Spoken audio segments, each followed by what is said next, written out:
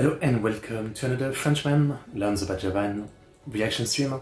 And today we are going to specifically dive into the Japan donut search icebergs. There's this channel, Sakura Stardust. We checked it out recently with two channel videos to try and deep dive, I guess I would call them. Pretty good channel, and I found this playlist from them and I thought it would be interesting. Especially like, how many do I know? You know what I mean? Like, there's a part of me that's like, I probably know a good amount, and yet probably not. There's probably gonna be like a pretty insane amount of like super like deep stuff that I've never heard about. Every time I think I know Japanese meme and stuff like this, it turns out that like, no, actually I just know like the popular stuff that got exported to the West, I guess. So the playlist with all the video will be in the description. Do check it out and do check out that channel, right? Really good channel, and we're gonna watch more from them. They have a lot of different topics about Japan that I want to learn about, so we'll be watching more from them. I'm not sure if we'll do all the videos today. There's 5 of them. Depending on how much I yap, we'll see. But again, it's a topic I was interested in when I saw the playlist, and like the only thing I recognize is this guy, Mishima, I think, on this first video. I know not too much about him, but he was a very controversial and interesting figure in Japan, and he killed himself, and that's most of what I know. But so I'll link the playlist in the chat as well. Here we go. Playlist with all the videos.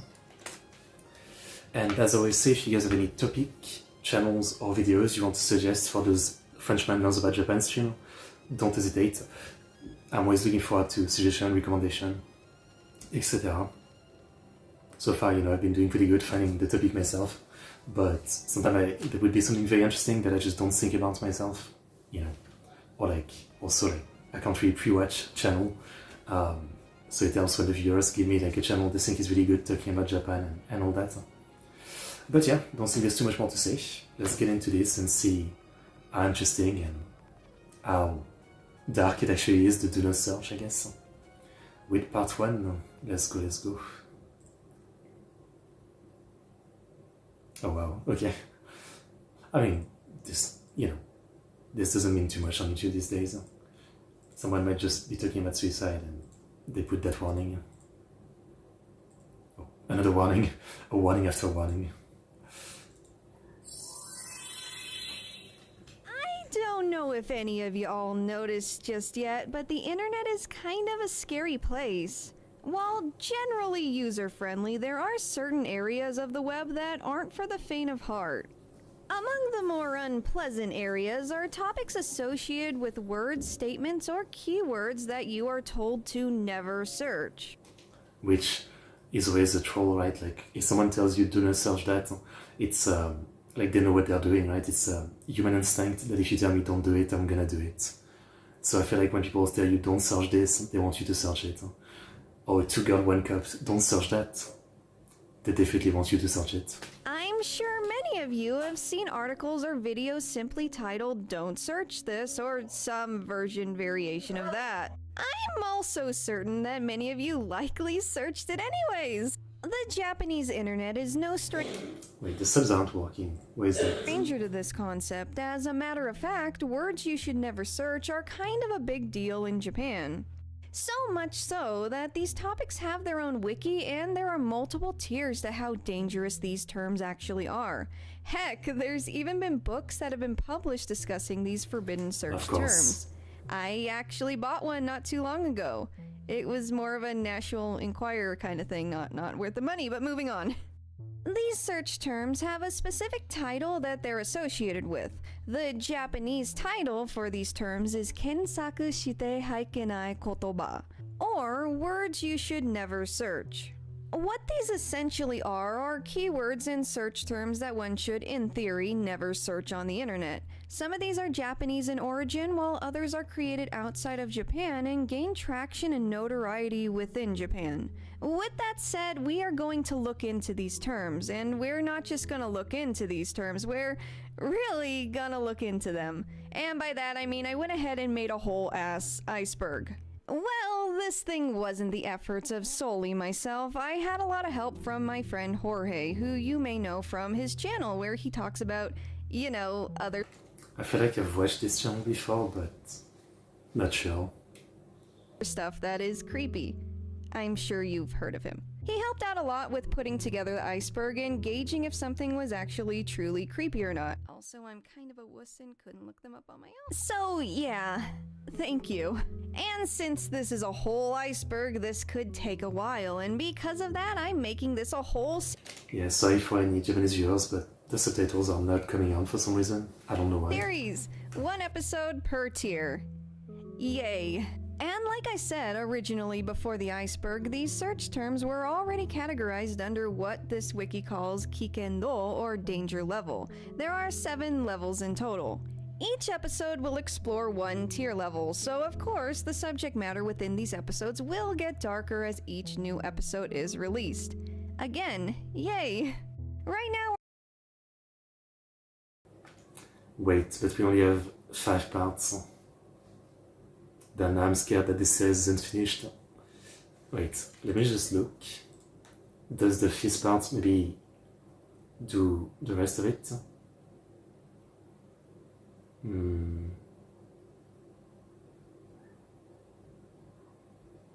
Okay, I mean, okay. We're only on episode 1 though, and naturally there's not going to be anything that's really that disturbing, just mainly for the lulz. We have a lot of work to do though, so let's go ahead and get started with tier 1 of Kensaku shite haikenai kotoba. I'm not gonna read them, let's see them talked about. Chargeman Ken. Already off to an excellent start. Frenchman Ken is an anime from the 1970s that's known for its horrendous and even laughable production value. Think Speed Racer, but only 5 minutes in length per episode, animated in PowerPoint, and making absolutely 0 sense. No wait, scratch that. Think a Dingo Pictures movie, but it's anime. The episodes are bizarre as heck and are pretty baffling out of context. Actually, there's barely any context given to begin with. The anime itself is about this kid who's a superhero that fights these weird shapes aliens, I think. The aliens' evil pursuits and junk are just as nonsensical as the kid vaporizing them with 0 remorse. Also, the sister comes at her brother with a knife. Chucky.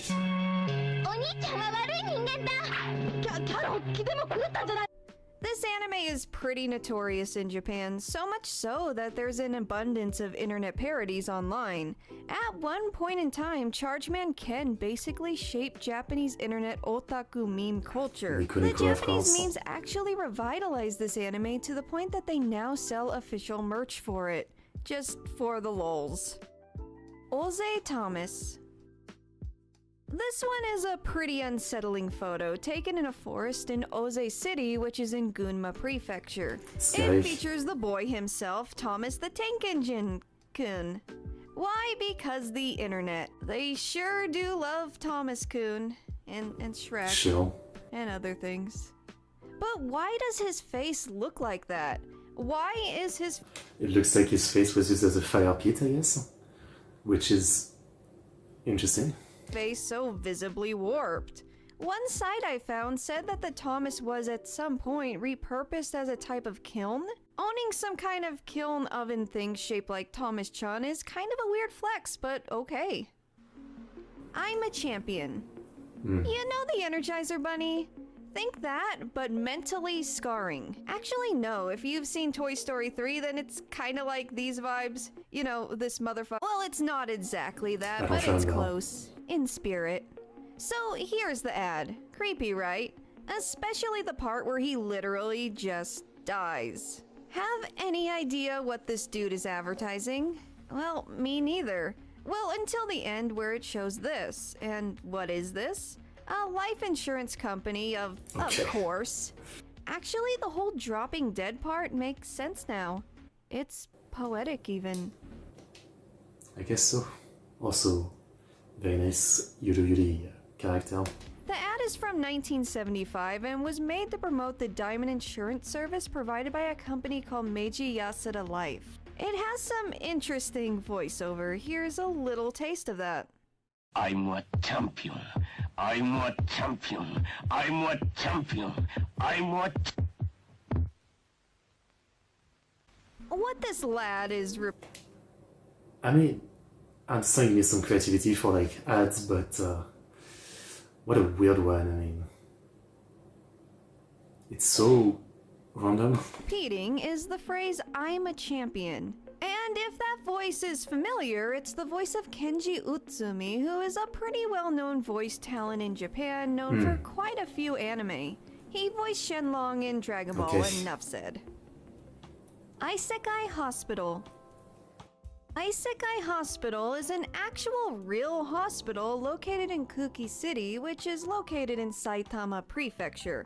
So, I mean, if you are in need of medical attention and you It do looks happen nice. to live there, then definitely look them up.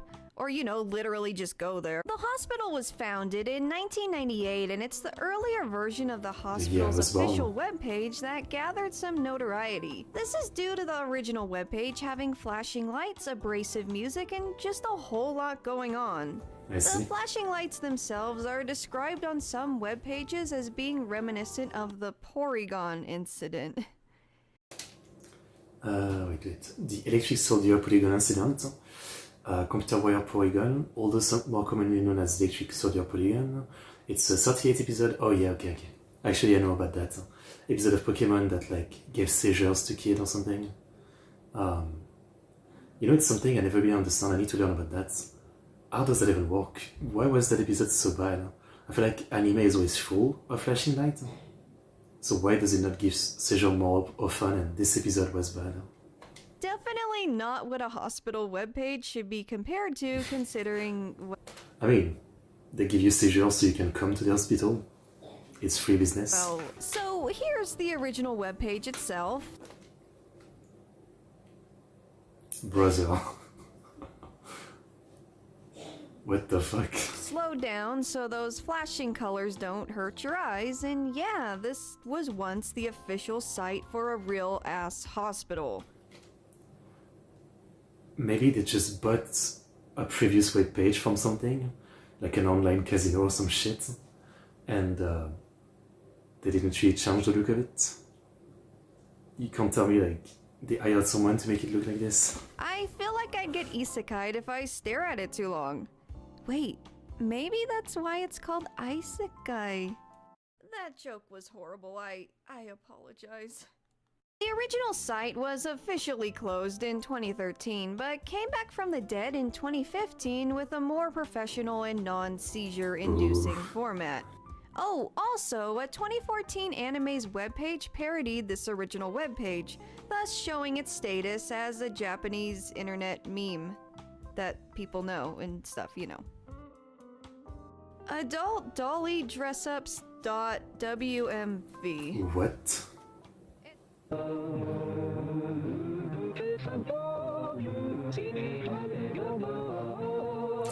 Well, that is weird.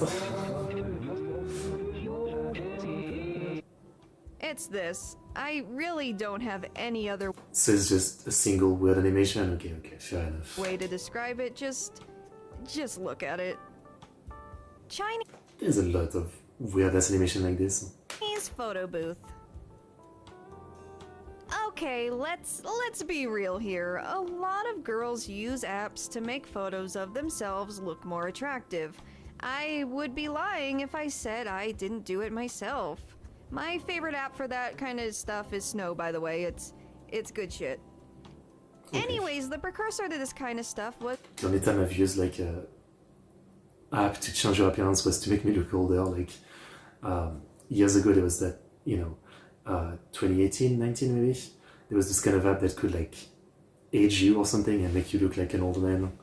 I used that once. That's it. Furikura. These are photo booths where you can take pics with your buds and edit them to look cute. I've also done this. It's like a normal ass photo booth, でもすごくすごく可愛いですよ. Searching the specific term brings forth these glorious images, but it's this one that's associated with it. This is what happens when you make your eyes too big in a purikura or photo editing app. This specific photo is There's a manga called Frankenstein, which is about like a crazy scientist who's made a girl called Frankenstein, a kind of Frankenstein girl, I guess, who's also a doctor herself, and she takes on case with people with very weird requests. And there's a chapter where it's about a girl who wants to, well, it's about a guy who likes anime girl, and so I think his girlfriend or something decides to go do kind of like plastic surgery from Frankenstein to look like an anime girl, but she ends up looking something like this, which is basically almost like an alien, and the guy is like terrified. You should read Frankenstein. Chinese in origin, I believe, as it was taken from a, you guessed it, Chinese photo booth. Or at least that's what I'm reading. There's nothing cursed about it, it just kind of gives people really uncanny valley vibes, and people in Japan associate it with a demon or something from a horror game. The real question here is if this girl actually thought this looked cute though. Or if she's the one who edited it. There's a lot of questions here. Hanashite mite. You never know.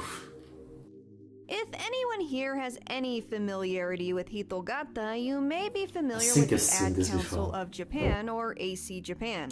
They're pretty well known for creating some pretty unsettling PSAs and have been doing so since their establishment in 1971.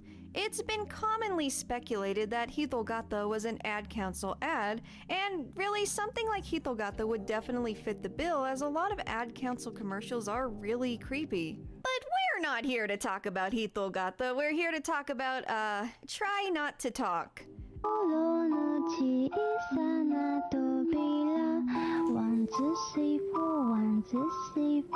This is an Ad Council PSA from 1997. It's mainly known for its off-putting and uncanny visuals as a face goes back and forth between I mean, it's very like indie art, I guess. Crying and being happy. The purpose of this ad was to spread awareness of a suicide hotline. Not only that, but the song used in this ad is titled Yararechatta Ona no Ko, or the girl who has been killed. With the context understood, the visuals are very fitting yet ominous and kinda sad. Regardless, I do hope this ad reached the people who needed to see it and saved lives. Also, this ad was actually created by film students and was broadcasted through winning a competition. For this reason, the ad wasn't broadcasted as long as other AC ads and isn't too well known. This may be kind of a stretch, but perhaps Hitogata was also a student film briefly ran as a PSA. It might... I think I saw a video about this once, but I don't remember the details, just that it's like Last Media, and there was crazy like search for it. Might be worth looking into. The Akihabara tape. Oh, this one keeps coming up. If you're familiar with my... I guess we can pass that part then, yeah. I feel like we've covered this before. Oh, I think we did. Or will I? Ayaya Suigin. Ayaya? Aya Matsuda is a Japanese singer. She's likely best known for her work in the idol group Hello Project before graduating and moving on to other stuff in 2009. I love Hello Project. Here she is. Now, do you all want to see her with a centipede in her mouth? See, what this forbidden search term leads to is a site that features Aya herself. It's kind of a GIF, it's like combined and it moves and stuff.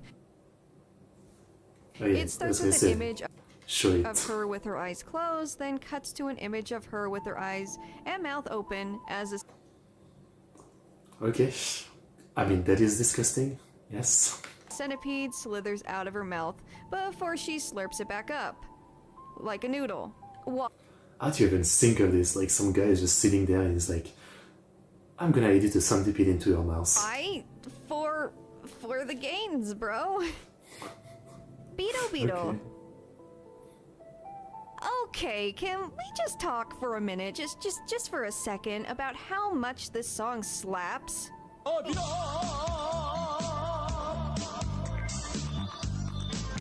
Beetle is the name of a 1991 song by the Japanese rock band Higashu, who has been active since 1978. The music video to the song itself is what freaks people out. It's very much something that looks like something that was produced in 1991. Or if one of those dumb Snapchat or TikTok filters were mixed up in a blender and then just kind of spilled out over the floor of a nightclub, like a 90s nightclub. That's basically what it looks like. It's very uncanny in some parts, and that in itself is off-putting to some people in Japan. I mean, if this came on TV in a dark room in the middle of the night and you like woke up 8 to years see old, it, then yeah, it's kind of creepy. However, I personally think it's pretty aesthetic. Sure, I always love 70s, 80s, 90s videos where you can tell it's someone really experimenting with all the new visual effects that you can do with computers and all that, visual editing and all that, and it maybe doesn't look great, but it looks interesting as a piece of history and the evolution of that kind of stuff. Face Robo. As the name suggests, is what the Tenshi Hime no Ai no Kiriku.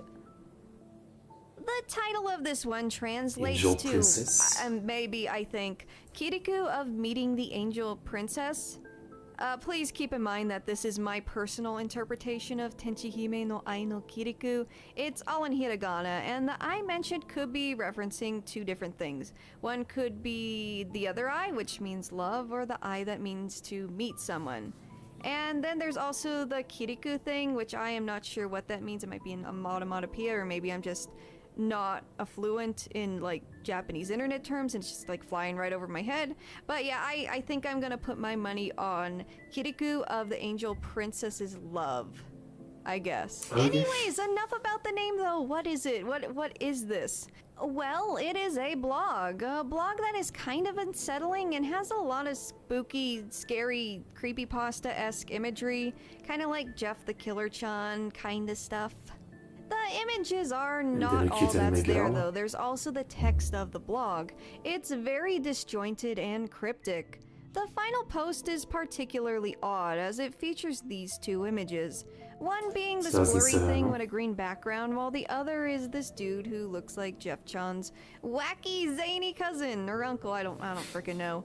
When you click these images, they load in a higher quality and more details are apparent. This makes it more creepy, especially the one with the face. Furby microwave. Hey, ever seen what happens when you microwave a Furby? Well, turns out I've never even seen a Furby in real life. it's pretty messed up. Would it be the same with any plushies? You're With an anime figure? welcome. Asari no Uta. Song of Asari. I see. Is Goofy it weird idols. that this one's my favorite on the list? Just PPG because how 48. weird and disturbing it is. Not even intentionally. It is intentionally disturbing, but it's not. It's. I don't know. Just look at it. It's great.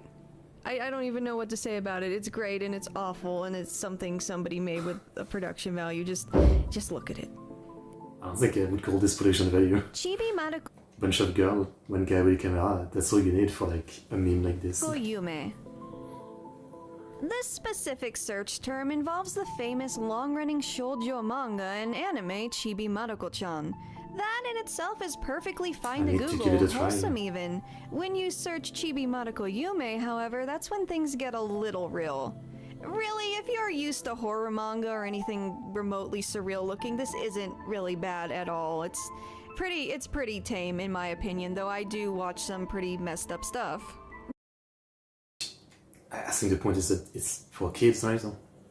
So, this might traumatize The kids. thing that's kind of off-putting about it is it features a lot of really bizarre imagery that's not at all expected of Chibi Maruko-chan and is very distinct and different and unsettling, as I said. I mean, if I were to look at this from the perspective of somebody who's native Japanese and grew up in Japan and grew up watching the show every day as a child and associated with happy, comforting things, I could definitely see why this could be potentially unsettling. So, this is an actual serialized manga chapter that was written by the author herself in the 1990s for Reborn magazine, which is a pretty well-known shoujo manga magazine that serialized a lot of pretty well-known shoujo manga, of course. This specific surreal story was serialized as the 98th chapter of Chibi Maruko-chan and saw an initial release in the magazine. It was meant to be included in the 13th volume of Chibi Maruko-chan, but the author decided to omit it completely due to the subject matter frightening children and them getting a lot of hate mail about this. In an author's note in the... Then I never think about it, but I wonder if that happens sometime. How often that happens, like, you know, when they make a tankobon, like the actual volumes, right? How often, like, do some chapters get excluded for reasons like this or other reasons? 13th volume, it stated that the author was stressed and overwhelmed when initially writing the 98th chapter. This is the reason for the stark shift in tone and why she did not have a chance to read it over before she unleashed it onto the world. Upon rereading it again, she realized it was pretty spooky and prevented the 98th chapter from seeing a release in volume 13. Because of this, the actual serialized version in Reborn magazine is very sought after as it's the only way to read this chapter officially. Fair enough. At one point, according to what I've read on the internet, this chapter was lost media and a lot of rumors about how dark it actually was were circulated around the web and people kind of got a more spooky I'm sure no one was exaggerating. impression of what this chapter is. I'm sure no one was saying it was Berserk level or something. Buken Gazo Jose. This is a photo taken from a 2011 real estate listing for a then 29-year-old home in Okayama Prefecture. Most of it seems pretty normal, right? Until this? I'm pausing for dramatic effect. If you look... Does it really look like a woman? I mean... I don't know. Like, there's a little bit, you know, like the color of the face and the color of hair, but I don't feel like you can really tell, but yes, it is creepy. Closely into the bottom of the closet, you can see what looks like the head of a woman with long black hair. People online have speculated that this is an example of supernatural photography and that the supposed woman in the closet is a ghost. Now, obviously, this type of exposure wouldn't bode well for the real estate people trying to, you know, get people interested in actually living here, and because of that, they eventually removed the photo with the spoopy ghost lady. Honestly, I wonder who eventually moved into that house, though, and if anyone actually did. I mean, probably, right? They even, in Japan, there's even a thing of, like, selling property cheaper by advertising them as, like, you know, someone died, yeah. Not really saying like it's haunted or something, but you know what I mean? Probably. Maybe. Why? Dog. Stop that. It's illegal. It's illegal. Stop. Screaming. The Yi dinosaur in 4K over here be like... No, but seriously, I really hate this thing. It scares me. It's fine. Akai keto noboshi uru musume. Here's yet another off-putting commercial for your viewing pleasure. I'm assuming if you're a fan of Hitogata, then you really dig this kind of stuff. There's a lot of it. This ad title translates to the daughter selling the red yarn hat. It's very odd. It seems pretty normal from the perspective of somebody who doesn't understand Japanese or what they're saying, though it is definitely worth noting that the dialogue heard within the ad strongly suggests that you will be responsible for a broken family if you don't buy Microsoft Office. What the お宅は fuck? いくらで売ってるのって。主婦が家族を売るなんてそいつはひどいな。確か陽子って言ってたな、その人。 Her name was Yoko. It's so weird, dude. Like, I had to watch it multiple times in order to understand the commercial and its threatening aura.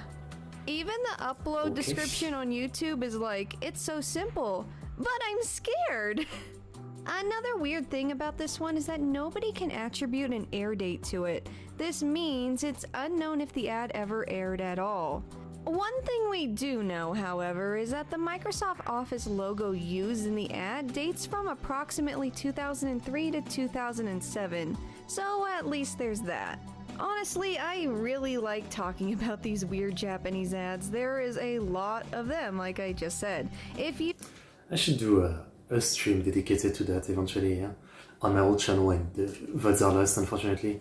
We have done streams reacting to, I guess, classic Japanese commercials, but not really like weird, creepy one per se. More like classic ones, I guess. If you want to see more than that, comment and let me know. Like, literally comment. And I quote, Japanese ads are weird and cool. Do the talking thing for an extended period of time more so regarding Japanese ads. Or something like that. I don't know how people talk. The living doll. Dolls have a distinct cultural prominence in Japanese culture. They have roots in traditional folklore as well as success in the modern era with many popular doll brands.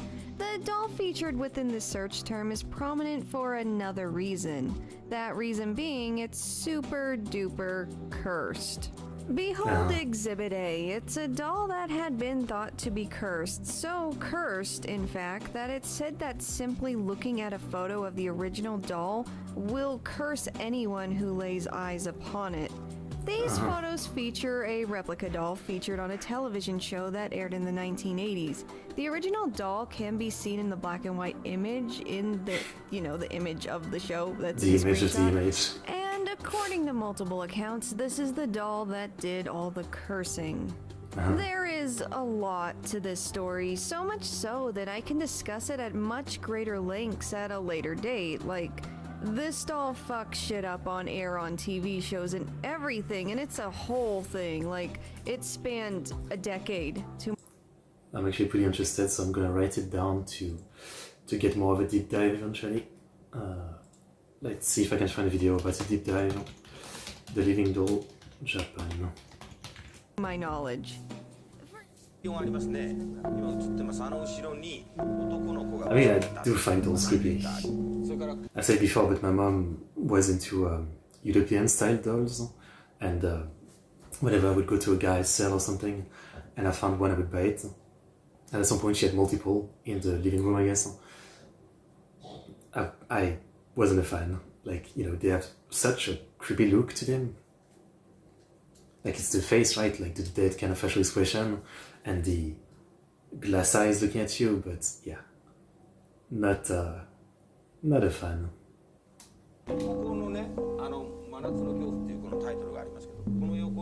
Shocking this. For now, here's the TL Hajimemashite. Yoroshiku onegaishimasu.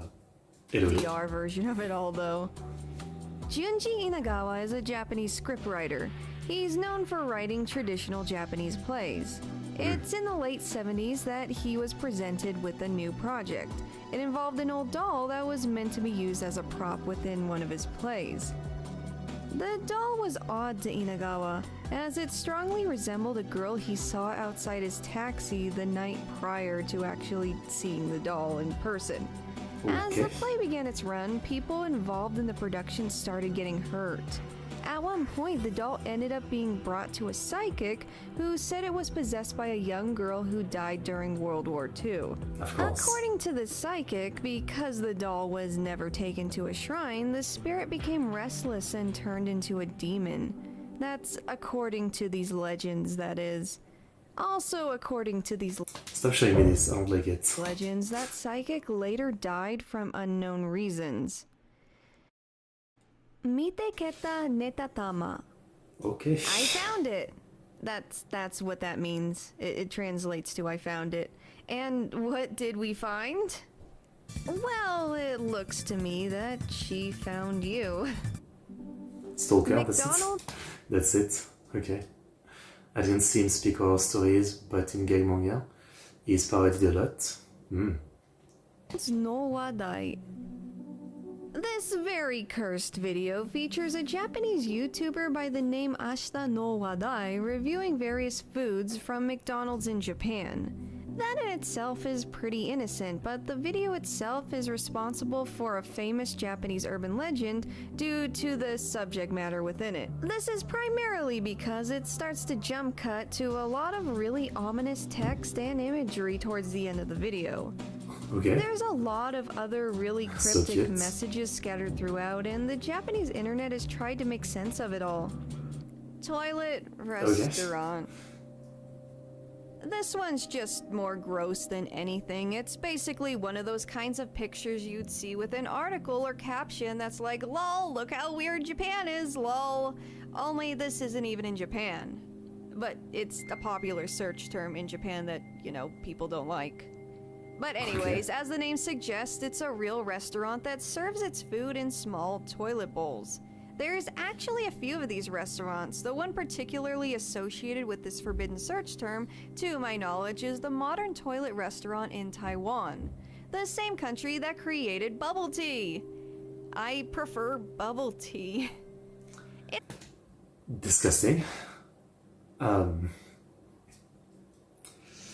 don't even know what to say about this. I don't even know what to say.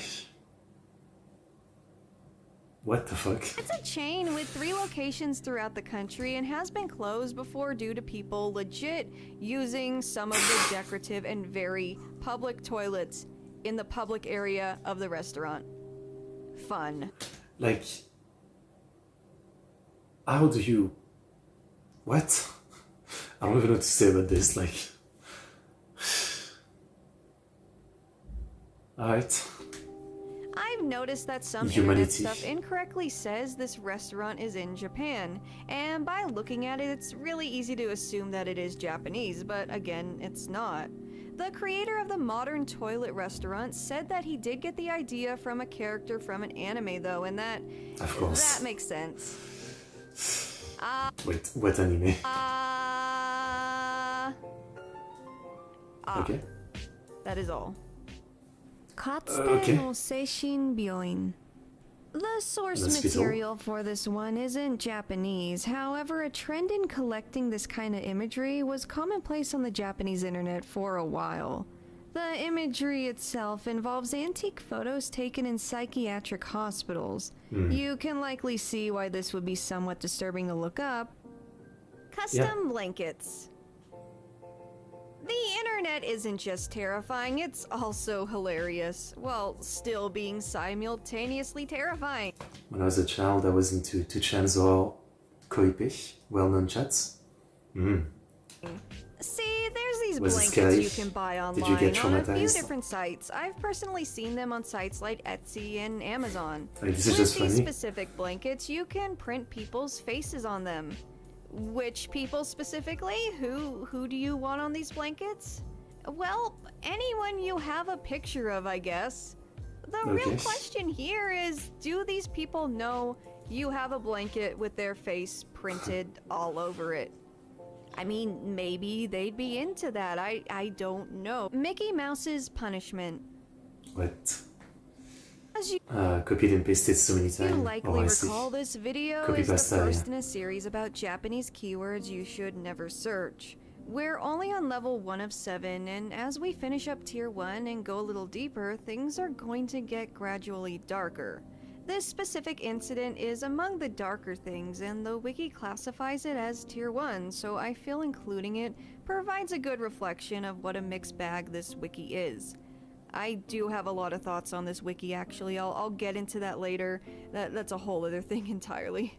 You see, Tier 1 has a lot going on. It was tricky to try and compile a small representation of what makes Tier 1, well, Tier 1. It goes from memes to some pretty messed up stuff. Long story short, this one's a bit more serious than the previous entries in this tier. Please keep that in mind. So, Mickey Mouse's punishment is in reference to a supposed type of punishment a Fukuoka teacher supposedly used on a child in 2003. The actual name of this case in Japan is the Fukuoka City Bullying by Teachers case. Well, The story itself, defining said teacher as a murder teacher, is notorious and got a lot of attention when the story was initially developing. According to the reports, this teacher mentally and physically abused one of their students to the point of encouraging suicide. They, again, supposedly, had names for each specific. the boy's great-grandfather was a US citizen, and the teacher called him American and made comments such as, "Your hair is red." Okay. Because American have red hair, I guess? Punishment. What? Anpanman's punishment would involve pinching cheeks. Mickey Mouse's punishment was the ears, etc. The result of such abuse was claims that the child suffered from severe PTSD as a result. Though what seemed to be a pretty straightforward and horrendous case ended up being very different from what people following it expected. You see, every element of this story all that made fake? it so horrible was made up. Research it on your own. There is a lot going on with this, but can people just not? Can they just not do stuff like this? Anyways, that is tier 1. Okay, so it's all fake. The Mickey Mouse punishment case. I guess I write it down. I guess this is just like Iceberg videos, so she really like doesn't go deep one bit. But at least it gives me an idea of like what video to search for, like a deep dive. So the Mickey Mouse punishment. I remember like when I was in middle school, you know, there was a game where it was about like running from like one side of the courtyard to the other side, and you know there would be like 10 kids doing it, and you know it was just like running back and forth, and I think like in between the two sides there was like someone trying to touch you, and if you get touched you're eliminated. And I remember like playing that game one day, and there was another kid that just pushed me, and I kind of like crashed into the wall, and since I was really mad I like, you know, got back up and I pushed him into the wall, and he hit his head on the wall, so he started crying, and he went to the teacher, and then the teacher came to me. She was like this old lady, and she grabbed me by the ear like that, and I had never had that happen to me before, and I felt like absolute anger right away. I mean, I don't know why, like it really felt like you know, humiliating for no reason, because she didn't even listen to what happened or anything, right? So yeah, I really think like the grabbing kids by the ears is not a good move. I mean, I'm sure everybody reacts differently, but for me it really made me like feel this absolute hatred for the teacher. You know, if she had taken me by the arm or something, I think it would have been fine, but yeah, I don't know why. It's really demeaning. Like I'm a dog or something. Yeah, I remember that. I never forget that. Okay, well, that was tier 1. I would say like there was some funny stuff, there was some a little bit creepy stuff, but nothing bad, yeah, nothing bad. But obviously it was only level 1. So let's get into level 2. Here we go. Maybe subtitles will work this time. Are subtitles just not working today on YouTube? Like, what's going on? Let's pass the intro. Raccoon Gal. Raccoon. Gyaru, or gal, is a fashion trend in Japan that was mainly Gyaru Psycho. popular in the early to mid 2000s. This image fuses one of those gyarus with a raccoon. Well, multiple. You know what? I kind of like it. Creative and, you know, very fluffy face. Raccoons. Phantom Brain. This is an animation officially titled Jukai no Kami ni Natte Phantom Brain and can be found on YouTube. It was created by Haru no Yona Mono and features psychedelic and uncanny imagery that becomes very unsettling in parts. Okay. Crumpled Head. Here's another advertisement. I'm just gonna show it. Wanna guess what they're advertising and leave it in the comments?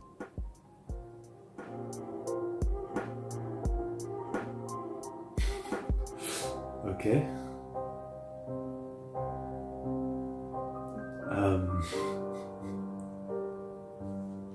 I mean, they're covering your face, so some kind of face cream, I guess.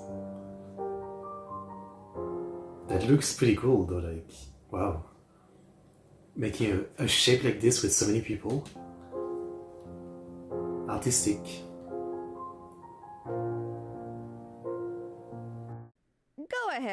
Go ahead and write down what you think. It's fine, I'll wait.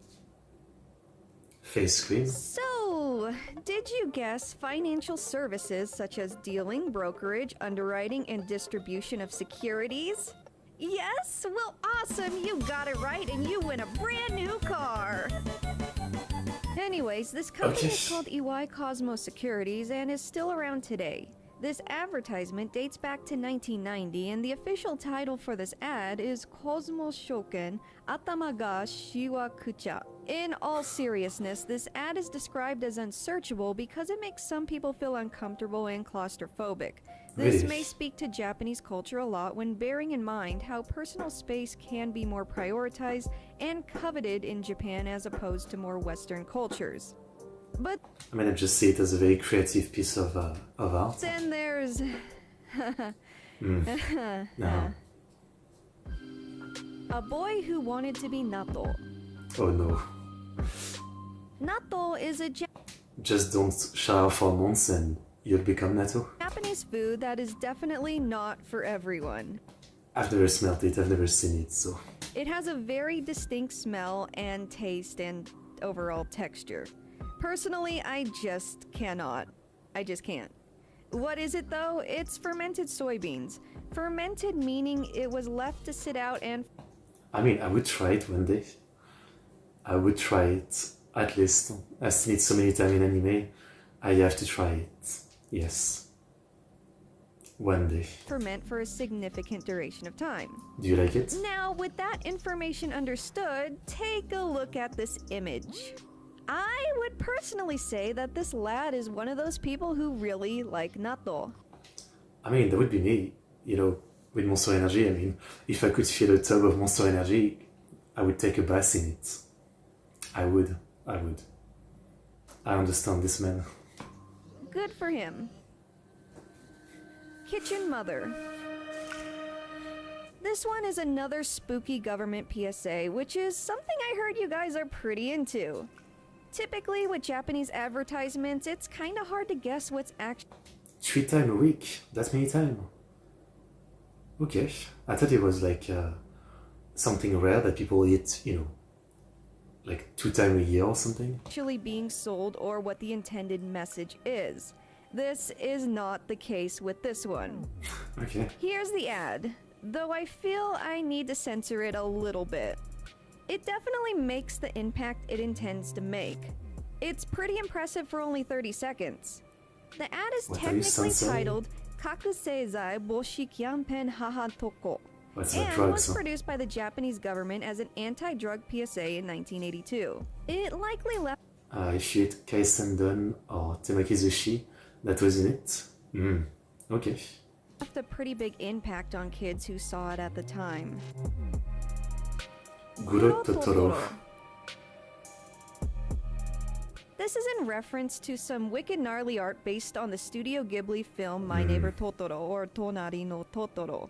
I think it's pretty cool, but I can also Oh, see wow. how this can ruin someone's innocent, lighthearted memories of seeing this film. If you have no issue with I mean, if you're like 8 years old and you just watch Totoro and you Google Totoro and you see this image, yeah, I guess that's kind of bad. your perception of My Neighbor Totoro being tarnished, I'd recommend looking into some of the urban Yeah, I don't really mind it. I mean, it's definitely like, I find it gross, but it doesn't like I watch it. I mean, I watch all movies, I guess. legends surrounding Totoro, and how some believe it's loosely based on a real murder that took place in Japan. It's Okay. fascinating, but also very dark, so viewer discretion, or reader discretion, whatever, is advised on that one.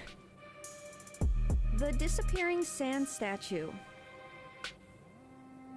This is a well-known AC Japan PSA from 2003. It's categorized on the Do Not Search wiki as one of the most famous of the PSAs that AC Japan has put out.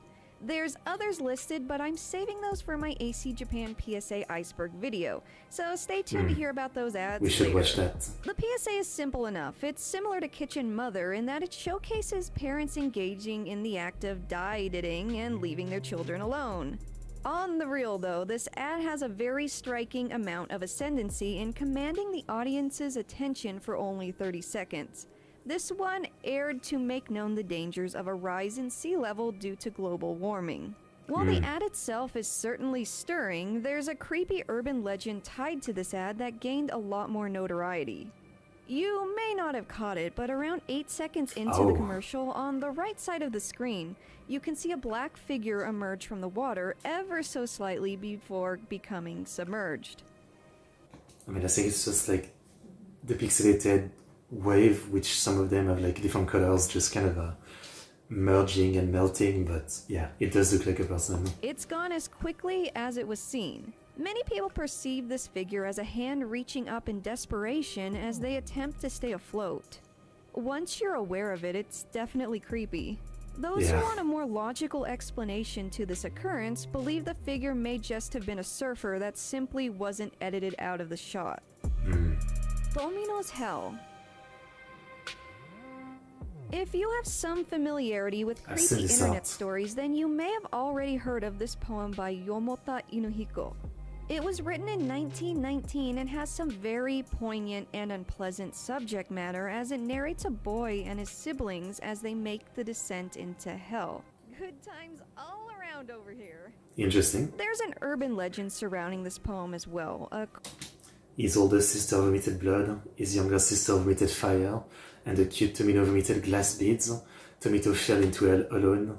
Hell is wrapped in darkness and even the flowers don't bloom. Is the person with the whip Tomino's older sister? I wonder who the whip Shubusa is. Eat without eating. Familiar hell one road. Would you lead him to the dark hell? To the ship of gold? To the bush warbler? According to the legend, the reader will be cursed to perish or have tragic things happen to them if they read this poem out loud. Don't worry, guys. I'm not going to read any of this poem out loud to you. Rather not become cursed for the sake of my content if it hasn't happened already. Anyways, according to the legend, this poem is a-okay to read silently to yourself within your mind. So, go ahead and do that if you wanna. There's also this painting strongly associated with the poem, though it has nothing to do with the actual poem. The art is done by the still living artist Yuko Tatsushima, and definitely worth checking out if you like this kind of, aesthetic. I like it. Shiroi Hitogata. This is Hitogata, a well-known Japanese urban legend that recently gained traction. But you keep saying this one, like every time this comes back up, we can pass. The ending of Fresh Blood. If you're a consumer of the Japan cartoons, also known as anime, you may be quite familiar with the notoriety of the visual novel turned anime titled School Days. The search term specifically involves the series finale of the anime as well as the bad ending of the game. As far as the anime goes, it's really graphic and kind of came out of the left field in terms of the plot. The anime is not great and the characters really suck. I strongly dislike them. Oh, also, this aired on television. Like on an actual TV station. Well, all of it... Is it that crazy? I mean, a lot of TV stations have like more mature anime. Except for the final episode that never aired due to its similarity to an axe murder case that occurred at the same time. So, take that as you want to take it. My husband killed himself by cutting his neck with an axe. The officer's wife told police over the phone. What? Wake me up.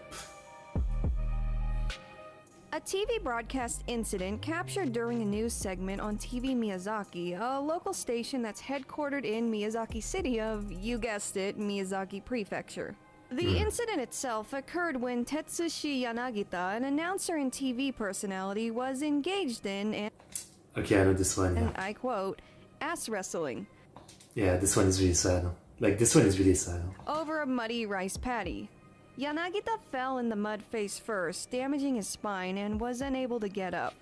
The people present at the filming were unaware of the injury at the time, and he could not communicate his need for help through the mud as he fell face first.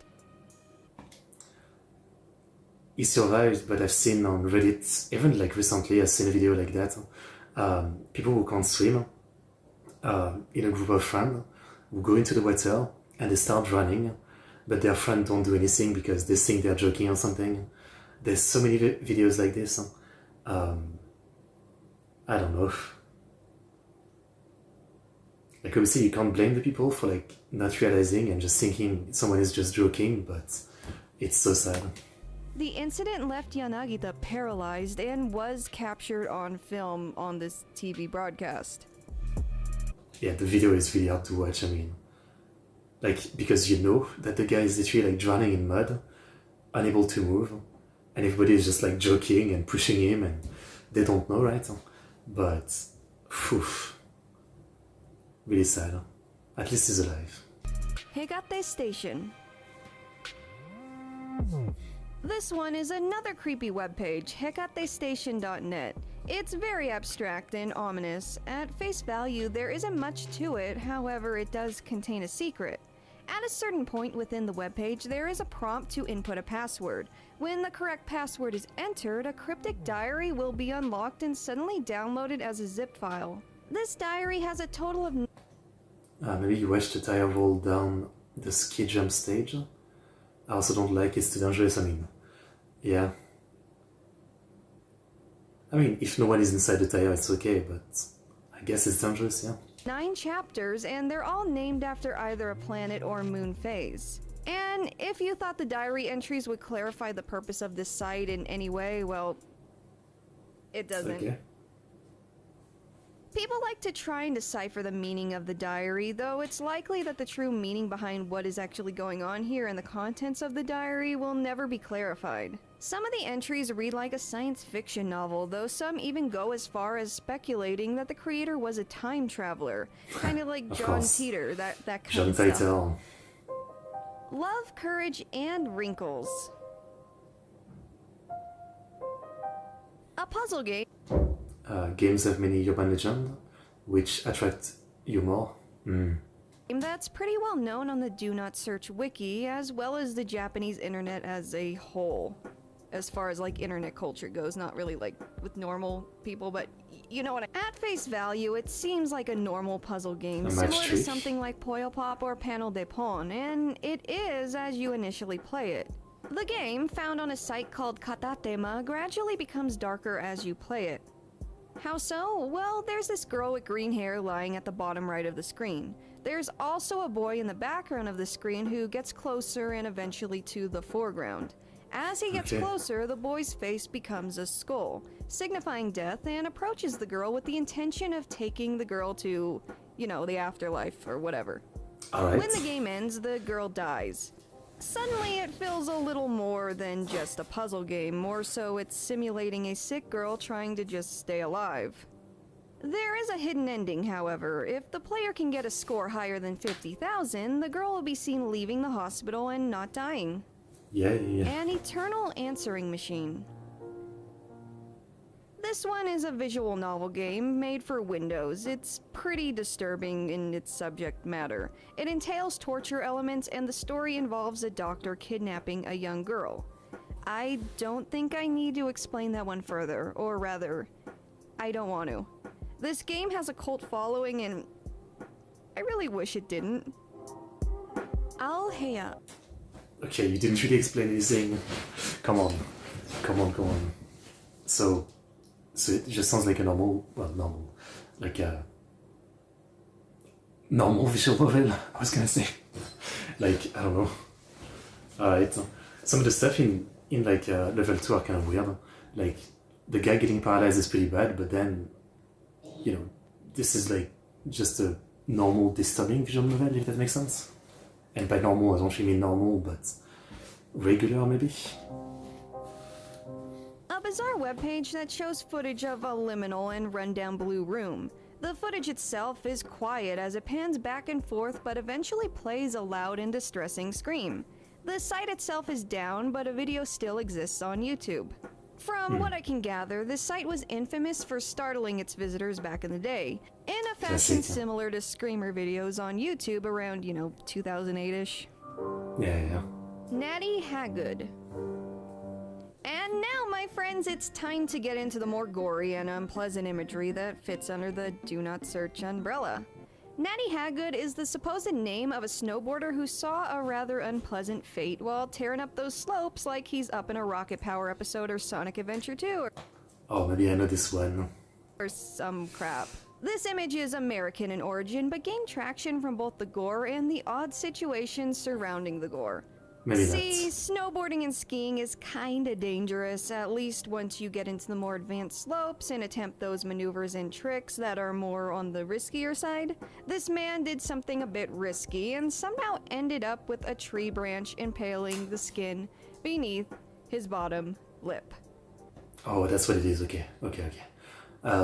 I was thinking of another video I've seen of maybe it was at the Olympics some 20, 30 years ago, and it's this skier who, after a jump, basically he lands in a split, and let's just say that I guess his legs get torn off inside his suit, and so they're flailing inside his suit. It's pretty bad. Yeah, it's pretty bad. I'm censoring this image, it's pretty gross, but feel free to seek it out on your own if you're brave enough. The Oh, it Red doesn't sound that Monkey bad. Folder. This is a famous Japanese search term that leads to a virus called Sweet IM. Be extremely careful if you look into this one. There is not much to it, but looking into it in any caliber beyond just the search terms that come up could mess up your computer, thus making it a forbidden search term and, all that. It definitely sounds like there is more to it, like, ooh, Red Monkey Folder, that sounds super spooky. Is a red monkey with a really messed up face gonna pop up and scare me? Oh no. But no, that's not what it is, and I think that's the point, to get people to look it up and infect their computers. So again, I mean, you won't, you're not gonna infect your computer by looking it up. If you don't download anything, you're good. It's not that deep. you've been warned. I'll get no Satsujin Jiken. Sure, true crime is pretty messed up and all, but what about Meiji-era true crimes that have never been solved? No, in all honesty, it's pretty messed up. Let's abridge this for you all real quick. So, the case is called I'll Get because the perpetrator was allegedly wearing a blue blanket. So, Ao is blue, Get is short for blanket. It is theorized that the perpetrator was fairly young, being a man around 35 years old of age. According to the accounts of people at the time, he told the shop clerk that his aunt was sick and needed help. He asked the shop clerk to come to the aunt's house and provide the assistance she needed. On this day, February 12th of 1906, it was snowing pretty bad and the shop clerk assumed there was a legitimate emergency. They went with the man in the blue blanket. Following this, and on that same day, the man sure as heck had a pair because he returned to the same place and asked the mother and wife of the shop clerk to come help as well. Wait, isn't one of the classic Vocaloid song of the Evilius Chronicles saga about this? The Luca one of the 7 scenes. I think that's what it is, yeah. The Lucas scene 1, yeah. He even attempted to have the family's 2-year-old daughter come along, but a babysitter apparently took the child instead. Well, were there any sick relatives? No. City records confirmed there were no confirmed illnesses at this time. In the days following, the bodies of the wife and mother were found in the Kuzuryu River. The body of the shop clerk was never discovered. This case, being 116 years old now, was never solved. Like Jack the Ripper, right? I mean, this kind of case always people will forever speculate about it, but there's really no way to find out now. Bathroom. This is a Okay. free flash horror game that's supposedly pretty horrific with the use of sounds and visuals in the game. It's a little cryptic, huge surprise there, right? That's apparently my favorite word in this one, and has 9 different endings. There isn't much to elaborate on, but here's some game footage to get a feel for how eerie the game actually is. A lot of the notoriety for this one mainly comes from the visuals. It's just a visual novel with real-life image, I guess. Taiso. This word is in reference to a, wait for it, can you guess what word I'm gonna use? Cryptic letter that was delivered to a family 3 years after the disappearance of their daughter in 1991. The letter is pretty famous in Japan in a way that's similar to like the Zodiac Killer letter in the West. That's the best way I can really describe it, I think. Sure. This letter has been the source of a great deal of speculation as well as confusion for over 30 years now. The letter is famous for its use of katakana, kanji, and hiragana. I could go into the importance of appropriate use of these alphabets to properly articulate what you're saying for an extended period of time, but I won't because that will be very long and boring. Anyways, the letter uses katakana in ways that's not typically what you use katakana for. Usually it's for borrow words, foreign words, words that are not Japanese in origin, and that makes the subject matter even more confusing. The document is 3 pages in length and to this day has not been officially made sense of. And what of the girl who got abducted? Her name is Yuki-chan. The case unfortunately remains unsolved to this day and is among Japan's best known missing persons cases. I haven't heard of this one, but okay. Okay. I always thought like it would be easier to write in katakana hiragana for, you know, like overall, right? But I understand that it's inefficient, you know. Nier died. If you are a fan of the Enixes of the Square variety, you may have played one of the games in the Nier series. What was originally a one-off game in 2010 eventually saw a revival 7 years later in 2017 and yet another addition to the series recently in 2021. Now, Nier Died specifically is in reference to an unsettling, uncensored version of an advertisement for Nier Automata, a 2017 game which features a doll being crushed and it's gross. That makes total sense though. That makes sense. Red Room. No, I am not referring to the deep web thing, just to be abundantly clear.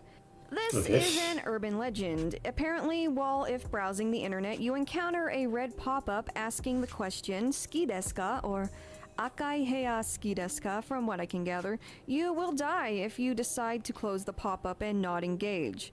This means do you like it or do you like the Red Room, by the way. This legend, which has some pretty mad creepypasta energy, has led to the creation of various Flash games that simulate it. The most famous is Red Room Curse Complete Edition, and it's pretty spooky, scary, skeletons. No skeletons, but it's pretty spooky. It eventually goes full screen and gives the effect that you're kinda stuck with it on the screen. It then lists off various names. These are speculated to be names of victims who were killed by this spooky boy. This name format is actually very similar to another urban legend that we'll be talking about in the next tier/episode. It is equally spooky. I do not want to read this text out loud. Feel free to translate it. Anyone remember for Yahoo Answers? Anyone ever ask really cringe? Hey, if there's another girl character in Naruto that will make Sasuke fall in love, do you think it will be good? Alright. Cringy stuff on there? And then move to make more awkward inquiries on Reddit after Yahoo Answers closed? Just me? Okay. Alright, I will see myself out then. Bye guys, it's been real. So, anyone familiar with this hellscape is aware of the Am I pregnant? That's right, that's the biggest meme, right? People who cannot spell pregnant. Am I pregnant? Abundance of cringe questions that were on there. This search term is in reference to an especially uncomfortable one. See, the person asking the question is the mother of a daughter. This daughter apparently has an unhealthy obsession with Something Okasa-san over here should not be aware of to the degree she is aware. Long story Okay. short, the mom is concerned, and the post is very... Okay. My daughter's masturbating habit can be cured. Our habit can be cured. I'm worried about my daughter who will go to junior high school next year. Since I'm in the upper grade, I want an environment where I can concentrate on studying by myself. So it seems I shouldn't have locked the children's room. If I hadn't caught the scene by chance, I might have kept it without my family knowing. I scolded him harshly and removed the room key. Okay. Seems like a pretty... like it's not that unusual of a situation, I guess. very uncomfortable. Hatakeyama Suzuka. This is the name of a lady. This lady is insane. A horrible, horrible human being. Literally Okay. a monster.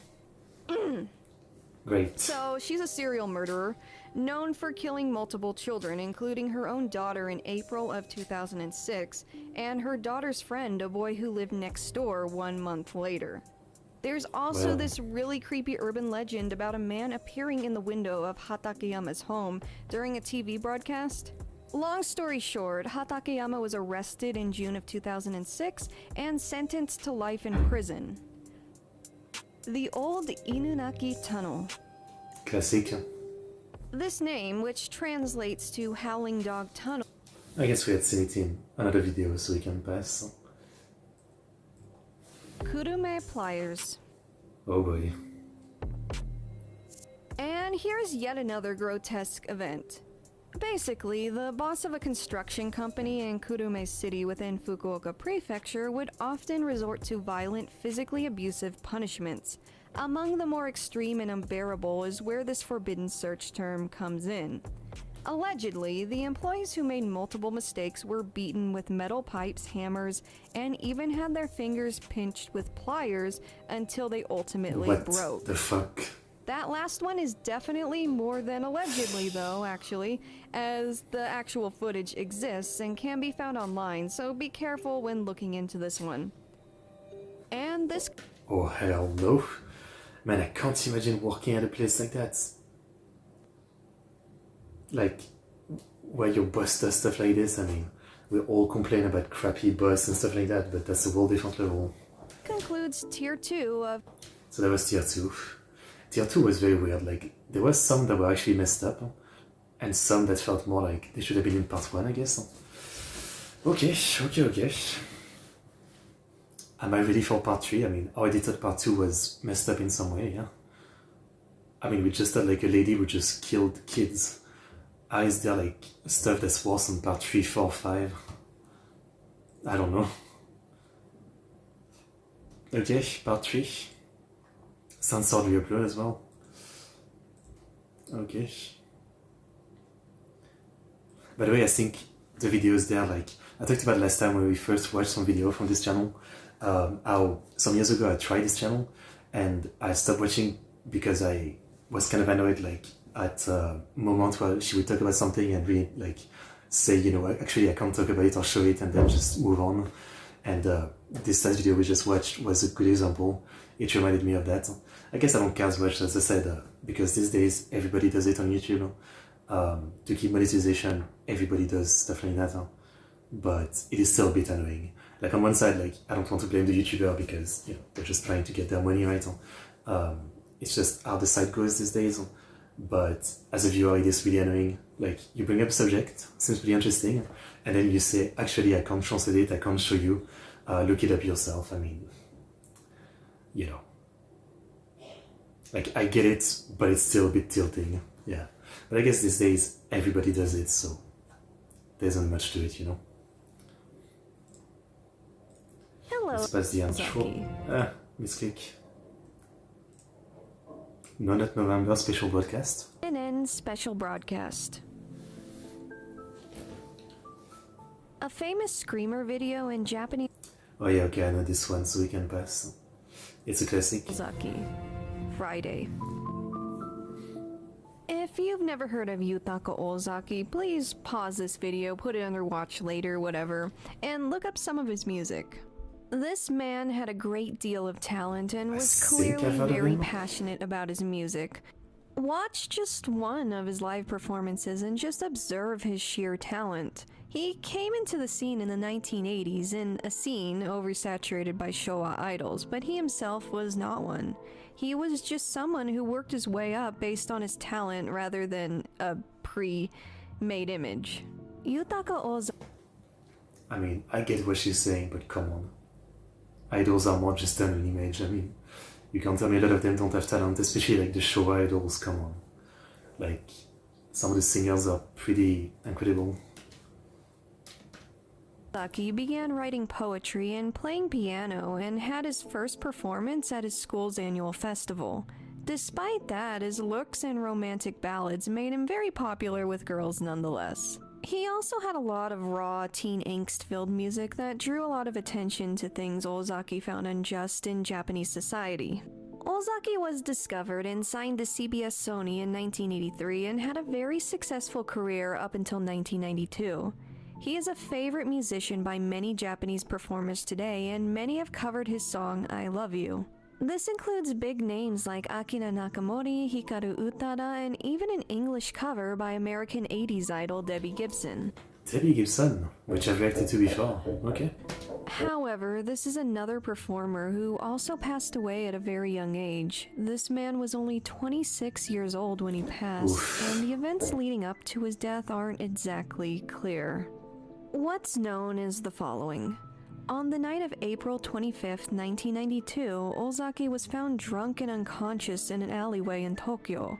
He was also completely naked. The reason for this was never found out. So, Ozaki was taken to the hospital, treated, but then left the hospital not too long after. Only a few hours after his discharge, he died from pulmonary edema, which is an accumulation of fluid in the lungs that prevents accurate oxygen intake. So, it is known how he died, but the way the pulmonary edema came about is certainly up for debate. Was he like robbed, beat up, and you couldn't really see the wounds, but he took like a baguette or something? This kind of ailment can be caused by things like heart failure and pneumonia, but let's just say that not a whole lot of people in their mid-20s die from things like heart failure and pneumonia. Another possible reason for pulmonary edema can be trauma to the chest wall. I even confirmed this last one with one of my best friends who happens to be a registered nurse. And because of this last mentioned reason, many speculate that Ozaki was murdered. Now, the search term. Friday is a Japanese publication where photos were released in 1999. This was 7 years after Ozaki's death. The issue featured many photos of Ozaki, but the most impactful and informative of them are definitely those taken close to or following his death. From these photos, it can be clearly seen that this man was severely beaten and not at all in good shape. The release of these photos left... Wait, so why did we need photos to know that? Like, you tell me the doctor who first admitted him drunk didn't notice that he was beaten? Many questions, as well as saddened Ozaki's many fans. To this day, it is claimed that the pulmonary edema came about from excessive use of stimulants, but looking at these photos, I do find that somewhat hard to believe. I mean, potentially both. Ozaki is survived by his wife Shigemi and son Hiroya. His son is also a musician and was only 2 years old when his father passed. That is sad. I feel like I might have checked him out before, but I might have to do it, yeah. If he's that legendary. Definitely a sad story, yeah. Photo of Ka-chan. The lore behind this one isn't as creepy as you'd think, but gosh dang is that image unpleasant. Ka-chan is a term of endearment for someone's mother. It's short for Oka-san, which means mother, but can only be used if it's your mother and you're addressing her. In any other context, the word for mother is haha. The origin of the Ka-chan ID photo image is from a thread where someone faxed a photo of their mother and it came out looking very creepy and unsettling. For this reason, Ka-chan's ID photo is a somewhat popular horror image in Japan. To my knowledge, the OP claims the photo came out looking like this because they selected a monochrome setting on their fax machine. But how would it like make it appear that she has a beard? The Passion of the Christ. Never seen it, but it is always memed on for being like a torture porn movie, basically. I first learned about it from like, the South Park episode about it. This is in reference to the famous 2004 film directed by Mel Using the French Gibson that crowd. followed a dramatized recreation of the crucifixion of Jesus Christ. I'm assuming that Japan sees this as unsearchable due to the graphic violence of the original theatrical cut. This is basically the violence and gore surrounding the torture and crucifixion of Jesus. I'm surprised though, because I mean I haven't seen it. I know it's gory, but Japan is known for like gory horror movies and stuff like that, so yeah. Even critics of the time described this film as more of a downer than spiritual or impactful in any way, just really unpleasant and sad. There was an edited version of the film, later re-released in 2005 due to this, and lacks the especially graphic scenes.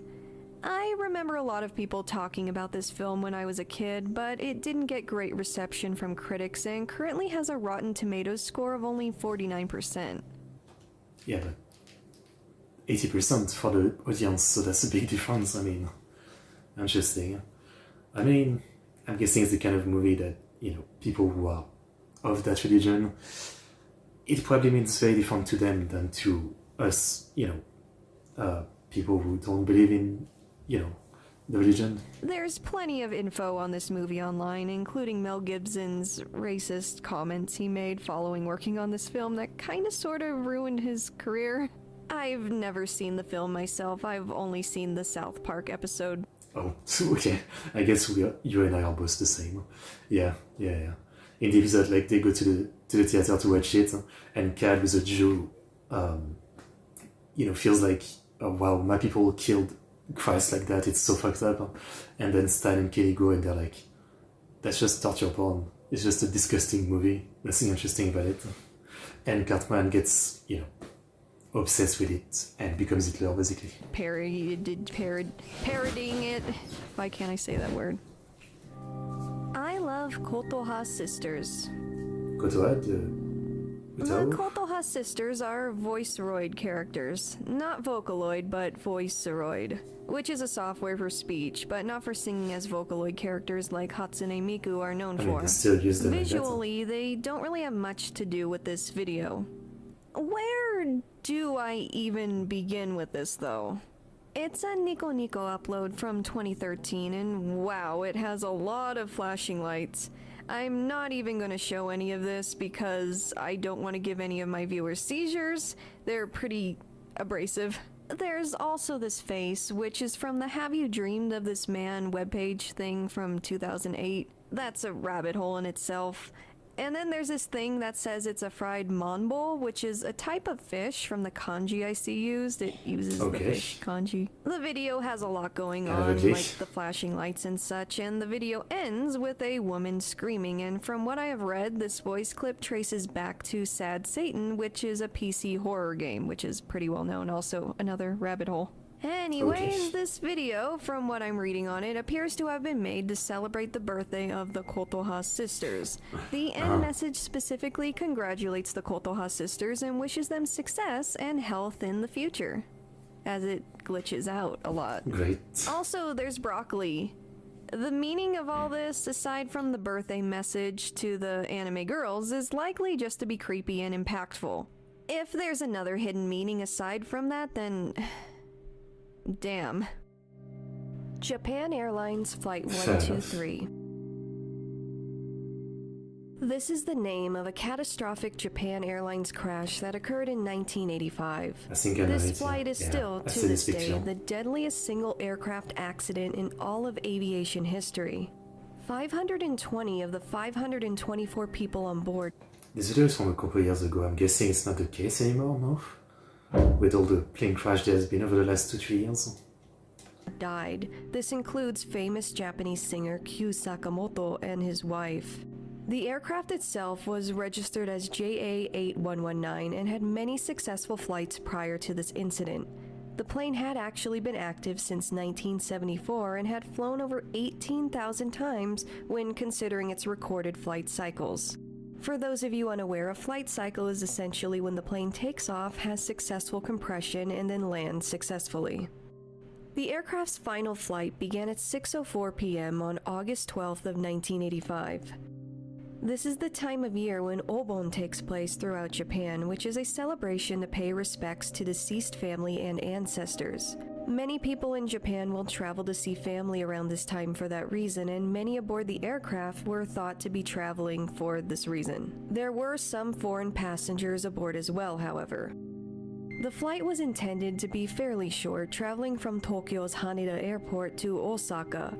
It was only 12 minutes into this flight where malfunctions began to occur, however. This aircraft had also suffered damage to the tail in 1978. Oof. This damage was not properly maintained and resulted in the tail itself falling off completely early in the flight.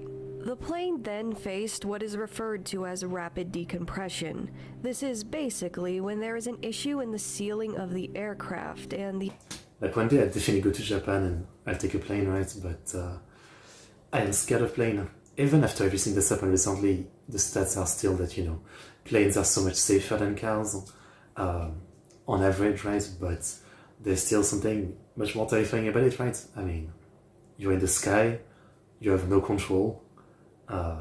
You know, even though it's not fully true, like in a car you feel more safe. In the sense of like, you have some control getting out if you're the driver of like where the car is going, but with a plane you're just like sitting there like an idiot, and you know whatever happens in the end of like the pilot. Yeah, environment inside is no longer secure and safe. This caused the ceiling of the aircraft to cave in the restrooms before issues only continued to worsen. The crew began issuing distress signals and was allowed to turn around and attempt an emergency landing back at Haneda. Despite receiving this permission, the aircraft became rapidly uncontrollable due to the pressure malfunction continuing to worsen and drop the hydraulic pressure. Eventually, the hydraulic fluid was completely emptied and the plane was now gaining and losing altitude without any chance of regaining control. The flight crew remained in contact with Tokyo Control throughout their futile attempts and confirmed that they could not steer the plane back to Haneda. I've seen a few videos about like plane crash where there's recording of the pilots, you know, doing what they can to avoid the crash, and so it's like just so freaking sad to listen to it, knowing that it actually ends up crashing. Despite knowing this plane was totally out of control, those tasked with flying this aircraft attempted to steer and slow the plane up until the time of impact. The final words of the captain were "mo dame," which essentially means there is no use and nothing more that can be done. This impact took place at 6:56 p.m. near Mount Mikuni of Gunma Prefecture. The official exact reason for the crash was in-flight structural failure due to improper maintenance leading to rapid decompression and loss of control systems exacerbated by hypoxia. I am not a fluent in how planes work, though I do know enough to understand that this could have been prevented, and for that reason I find this tragedy especially... I mean, that's literally like most plane crash. Yes, it could have been prevented. It's often like, you know, some human error, lack of maintenance, stuff like that. It's often like that. Really saddening. As I said, 4 people did survive the crash, which is a miracle in itself. Insane. Considering this plane at one point dropped 10,000 feet in just about a minute and then later crashed into a mountain. It is very possible that more survivors could have been rescued, though the delayed rescue efforts may be to blame if more people could have been saved. See, the United States Air Force had also heard the distress signals and were going to provide rescue. It is one of those cases, yeah, like the country being stupidly proud and being like, no, we don't need your help. Exactly the same thing Korea does with the Seoul disaster, where there was a ferry full of like kids, school kids going on a trip that was sinking, and there was international ships close, but Korea refused their help, while their own rescue effort was terrible, and there's no doubt that more people died because they refused. It's such a stupid thing. Assistance, but were told not to interfere by the Japanese government. Help did not reach the crash site until a full 14 hours after the accident the very next morning. For this reason, it is likely that some people passed away due to exposure to the elements rather than the impact itself. Now, Japan Airlines Flight 123 is unsearchable for a number of reasons. There's audio of the crew speaking with Tokyo Control on YouTube and ultimately stating that there's nothing they can do at the very end. There are photos recovered showing the passengers before the impact of the crash as well. There are also plenty of images of the recovery efforts following the crash. These latter photos show them. I mean, again, I think it's like really left up to everybody, but by this logic of do not search, I mean, any kind of like disaster event and, you know, stuff like this is unsearchable, right? So this one specifically, but frankly any, right? By this logic, like the Fukushima disaster, the 2011 earthquake, etc., like, you know, all that stuff becomes do not search, yeah. And I understand, like, for some people it is, right? Some people, they don't stomach this kind of sad stuff well. So fair enough. Massive scale of this aircraft and also the mass amount of people who died within it. One positive note is that the children of both the pilot and co-pilot of Japan Airlines Flight 123 did eventually grow up to fly aircrafts just like their fathers. That's something. That's really something. The Museum of Tattooed Skin. Pretty gnarly, but also very fascinating.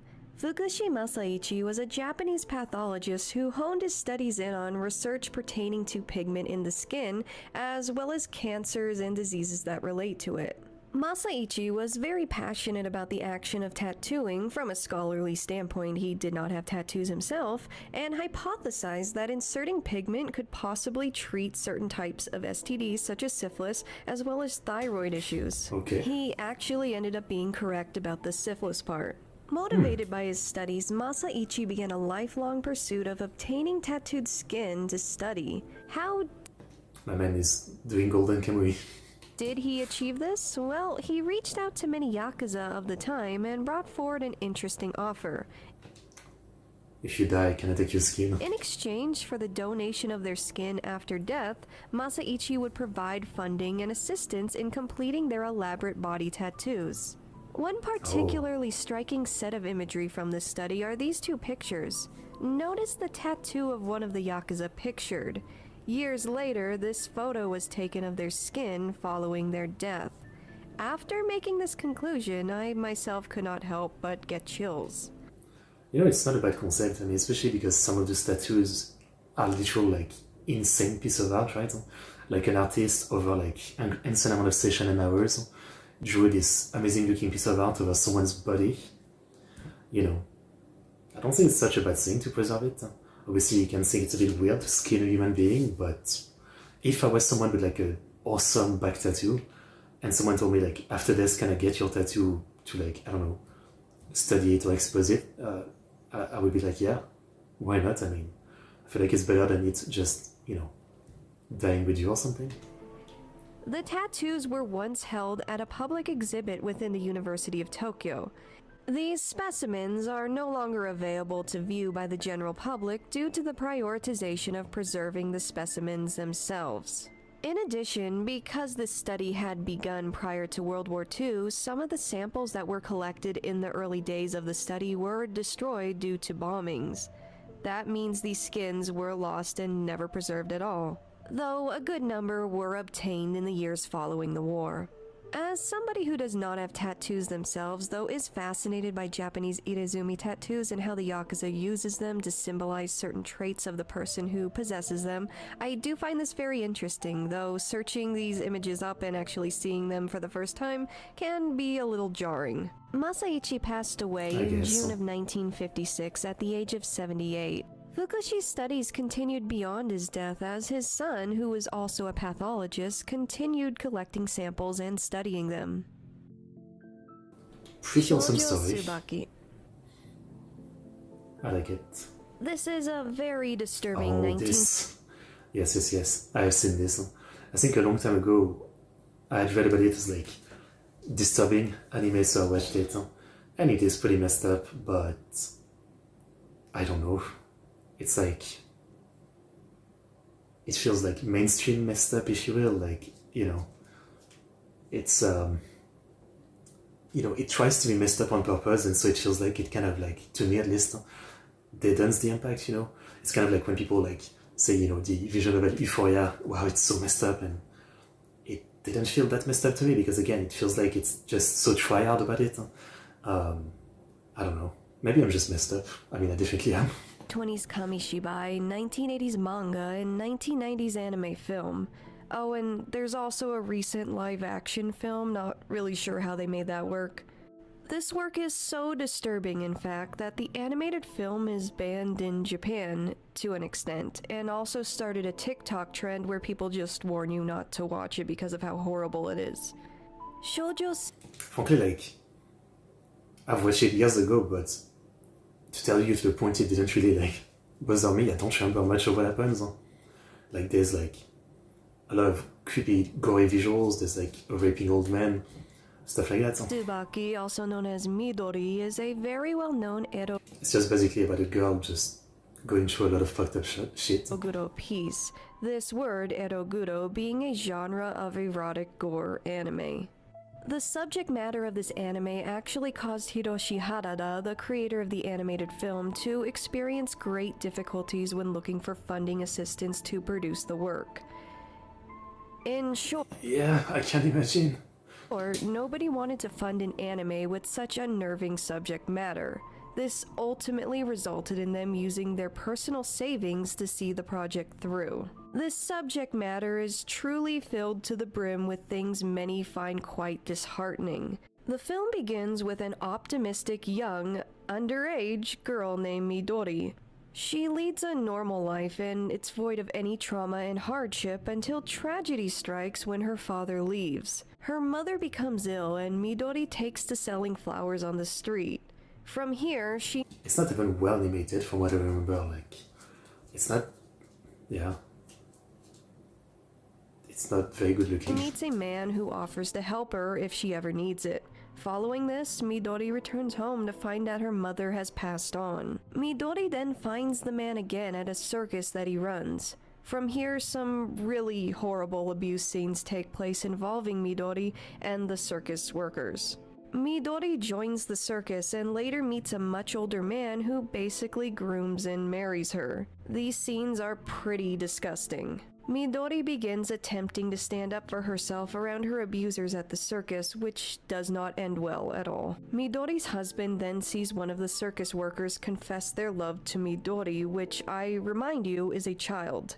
Midori witnesses her husband murder this man, which results in Midori losing her trust in her husband. This then results in more abuse towards Midori. I don't The even film remember ends any with of the this. husband and Midori leaving the circus, and Midori eventually being left alone again as the husband is murdered shortly after them leaving.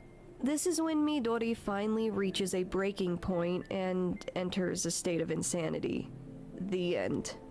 Some have suggested that Saki Sanobashi, that supposed lost deep web anime, to be Shoujo Tsubaki.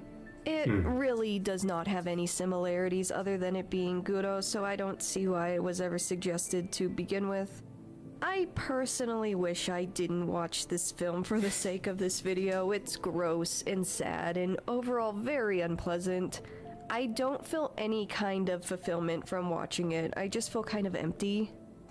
I mean, obviously, I would say 99% of the population are not the target audience for something like this. Yeah, no surprise.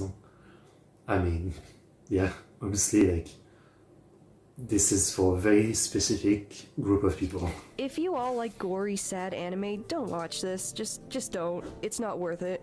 Go watch something good like Berserk or Tomie or Uzumaki. Those last two are manga, but read them. Just don't watch this. It's gross. I don't know. Again, I don't think it was that bad, but I've just been on the internet too long, I guess. It's a phone number station.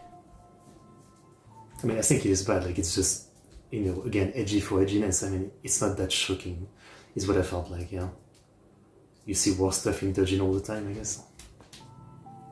A creepy YouTube video from 2007 that is meant to correlate with the television show Lost, and that it was part of an ARG called The Lost Experience. Most of the web pages for this ARG are no longer live, though this video remains up and its spookiness still impactful to the point where this specific video reached Japan and became notorious in its own right.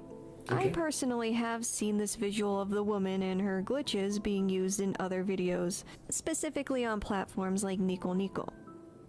Okay. Shinrikyo brainwashing video. Yeah, I know about this.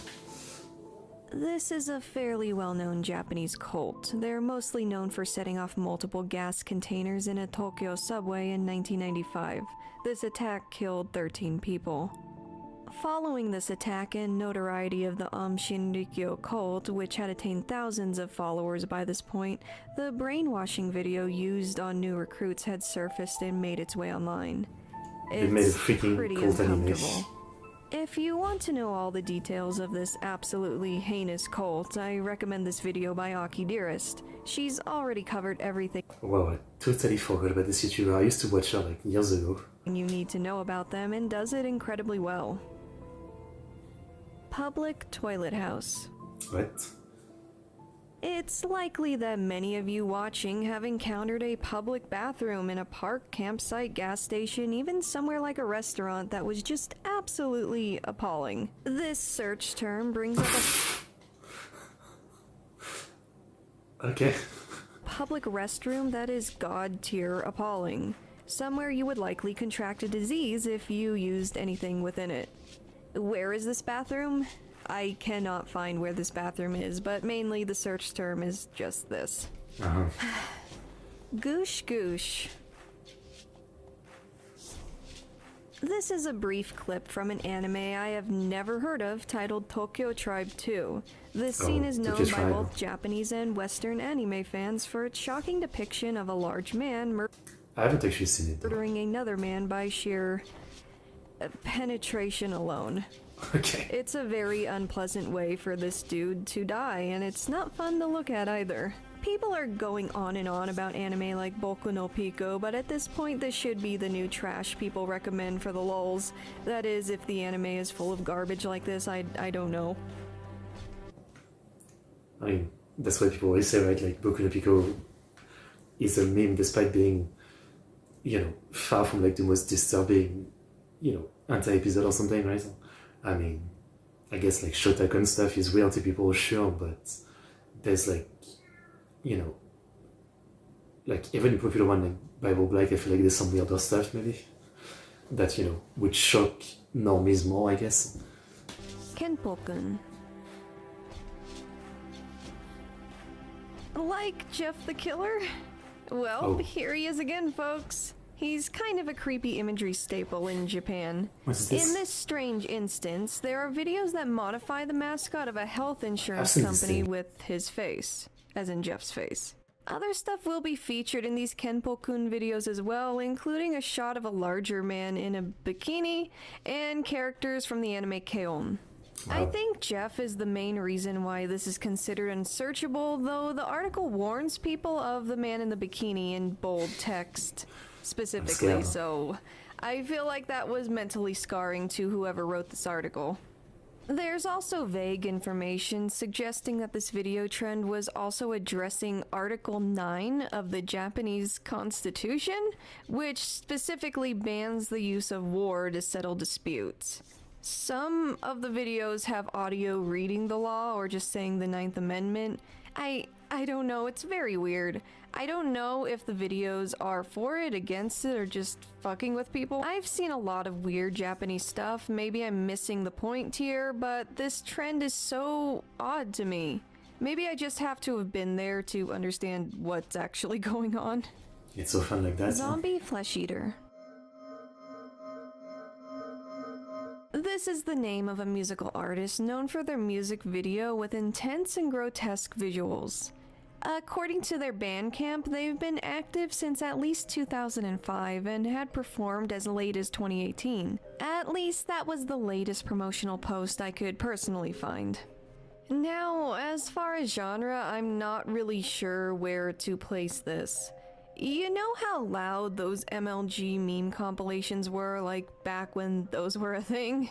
Sure. Remember how they would be ungodly levels of loud? YTPs did this too. Well, it kind of sounds like that, but music. I did see a Right. commenter describe this genre as breakcore, though. I'm not really sure how accurate that is. Here's a very brief sample with the volume turned very low. I see. The Do Not Search Wiki article specifically mentions the visuals of the music video, though. Honestly, the visuals aren't that bad. It kinda looks like a mid-2000s Adult Swim bumper, maybe a little odd and uncanny, but not mentally scarring. And fun fact, the Do Not Search Wiki listed this under the level 4 danger category, not level 3. I took the liberty of moving it up a little because in all honesty, it's not that bad. Right. I mean, except if she didn't find the right video, maybe there's some like other creepier video or something, but I think I'd put this in level 1. Japan's perception of how disturbing some things are is so interesting from a cultural standpoint. I guess. Yoshito Usui note. Oh my god, censorship. At least she didn't say unalive. So I'll give her a pass. Usui was a well-known mangaka in Japan. He created the Cran Shinchan manga, which has an anime adaptation Wait, the Korean Shinchan author killed himself? that still airs to this day. In 2009, Usui went hiking in Gunma Prefecture and never returned to his home in Kasukabe, which is I in didn't know Saitama that. Prefecture. Usui's body was discovered about a week later. Wait, but how is... Oh, I was gonna say, like, how is it still going? I guess it just became like one of those eternal properties where, you know, they just took the right and they have other authors continue it. Because Shinchan has been continuing endlessly, right? How did I not know the author of Shinchan died? At the base of Mount Arafune. His camera was still on him. The final photo he took was taken from the top of Mount Arafune. Whoa. His funeral service was attended by thousands of devastated fans. How Usui fell exactly is concluded to simply be that he slipped and fell while trying to get... Wait, I want to look it up. Does Shinchan continue after author's death? A new manga began the summer of 2010. Shin, Clan Shinchan? Okay.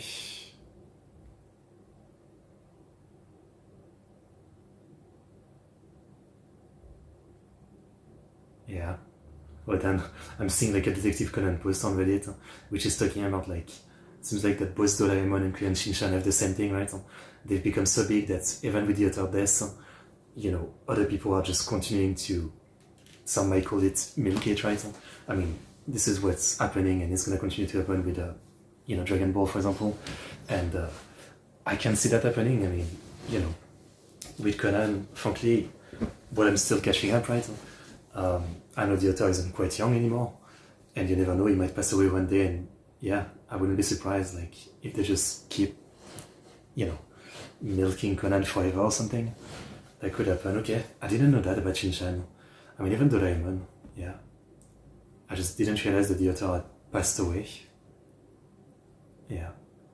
But again, I think it's not ever fully fair to call something milking. Like a lot of those franchises, sure. A lot of what is being made is like maybe not the greatest thing, but once in a while they still have some good stuff, so I think it's fine. some photos. The internet, as it often does, began to speculate and consider, however. This theory got so out of control that this letter eventually surfaced, claiming to be written by Usui himself. It was later found that this letter was fake. The creator of this letter admitted to this in a blog post, according to an article I read, though this article has no link source, and many fans were offended by the disrespectful nature of the letter. It certainly is a pretty messed up thing to do. The internet kinda sucks like that, though. Shabu Shabu Production. This has to be an AV company. In 2018, a 2015 video of a company No longer in Japan.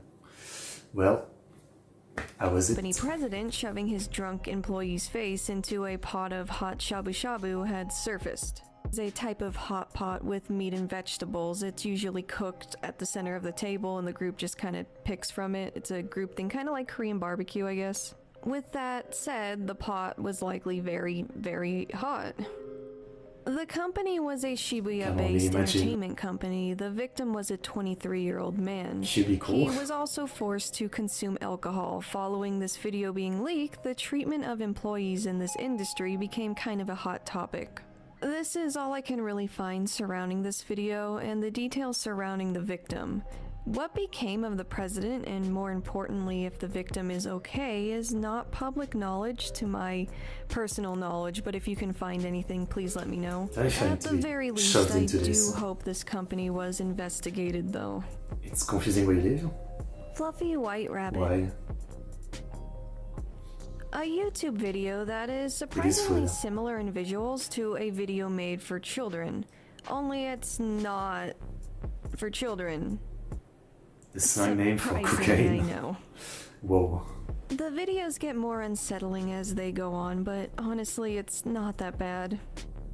Son Goku Sasaki. This one fits more under the gross out category than gore or just unsettling stuff in general. Basically, it involves a comedian named Son Goku Sasaki dressed like Goku, not the Dragon Ball character, the original one from Journey to the West, the book. He's best known for a video series where he eats insects. The comedian himself was born in 1974 and has been active in his pursuit of insect eating since 2005, though he was involved in wrestling prior to this. He starred in a DVD titled Insect Food Fighter Sasaki Son Goku's World's Strongest Bug Eater Decision Battle, and began a successful career in bug eating following this. Also, his kind of hero origin story is that a bully forced him to eat insects when he was young, and that's what kick-started his interest in eating bugs. So, from my brother's computer. I can't. Supposedly, this is the contents of a computer that was found by the owner's sibling following the owner ending their own life. The sibling, a poster by the name of Kenma P, just kind of uploaded it to Nico Nico.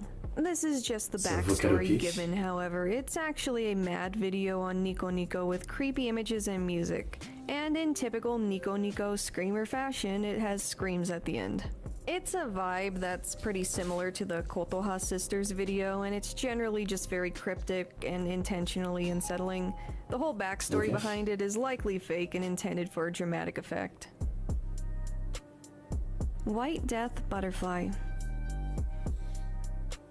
A kind of, sort of well-known webpage that gathered a lot of reaction videos a few years back. It initially looks like a normal mobile site from the mid-2010s, though when you go to the text under the site's profile, it discusses family trauma and concludes that the site was created by vengeful and unhappy ghosts.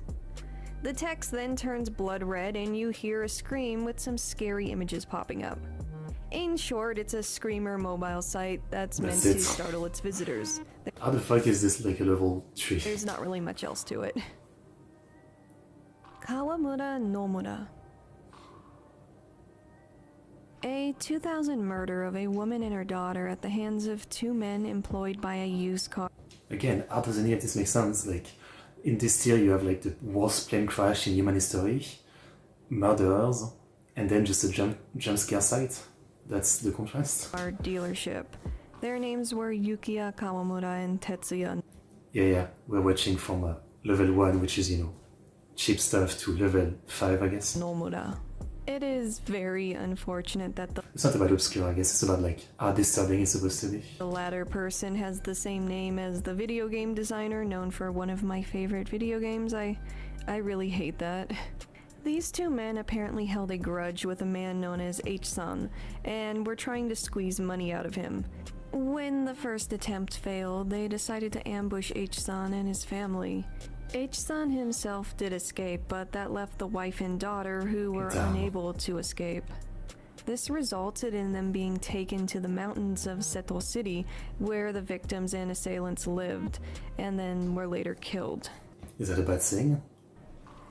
Kawamura and Nomura were sentenced to death, and according to what I've read, were executed in 2009. Oof. Futoshi Matsunaga. An infamous Japanese serial killer who brainwashed, scammed, and killed multiple people. He murdered a total of 7 people, possibly more, between 1993 and 1998, but wasn't caught until 2002. There's a lot of details to this one, but Matsunaga was observed as using the same manipulation methods on his victims as Shoko Asahara, the leader of Amshin Rikyo, which allowed him to manipulate and torture many. It's like a Lego box. So. And some chocolate. Chocolate. Okay. Many people. The whole thing began in 1982 technically when Matsunaga became involved with a woman named Junko Ogata while married to someone else. Junko was a former classmate. From here, Matsunaga and Junko began to con people. In the late 1980s, Matsunaga began running a futon business where he dedicated one floor of the 3-story building to shocking and torturing his employees. As the 1990s began, his crimes only worsened. It's estimated that 180 million yen was stolen by Matsunaga and Junko by the year 1992. It was in 1993 that the murders began officially. His first victim was a married woman who he convinced to leave her husband.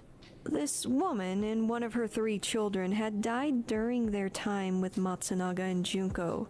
During this time, he had claimed Junko was his sister. These deaths were never directly tied to Matsunaga, but it's confirmed that at least 11.8 million yen was defrauded from this woman. In late 1994, the couple began manipulating a man named Kumio Toraya as well as his daughter. Toraya admitted to Matsunaga that he had committed crimes in the past, and Matsunaga used that information to blackmail him. He later tortured and killed Toraya in 1996 and brainwashed the daughter to think that she killed him. Later on, Matsunaga manipulated and conned another woman and her daughter. He then held them captive and tortured them as well. This woman escaped by jumping out of a 2nd-story window. She was then found and taken to a mental hospital. The daughter did escape as well.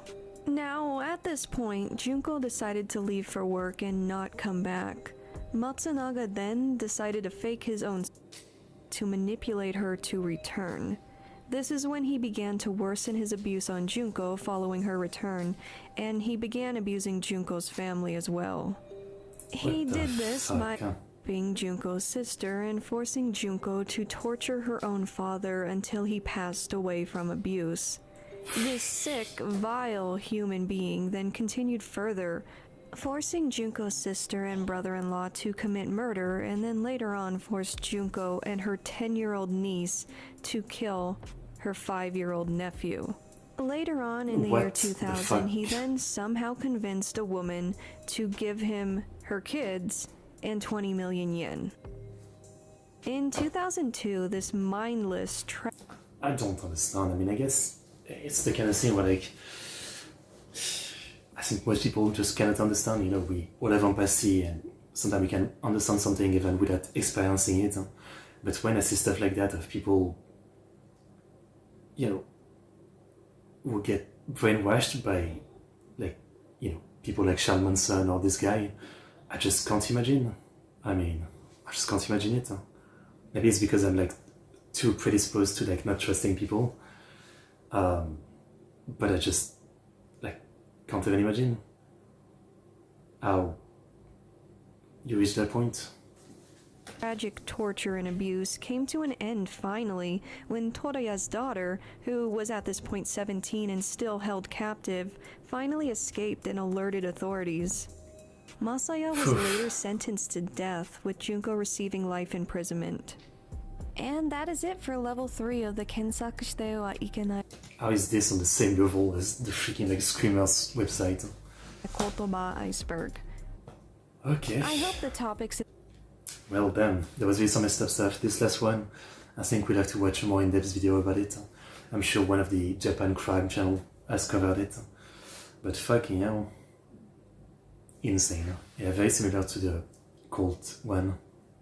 The the silent gas attack cult. Okay, I'm gonna take a break before we continue. Give me 5 minutes. I'll be back.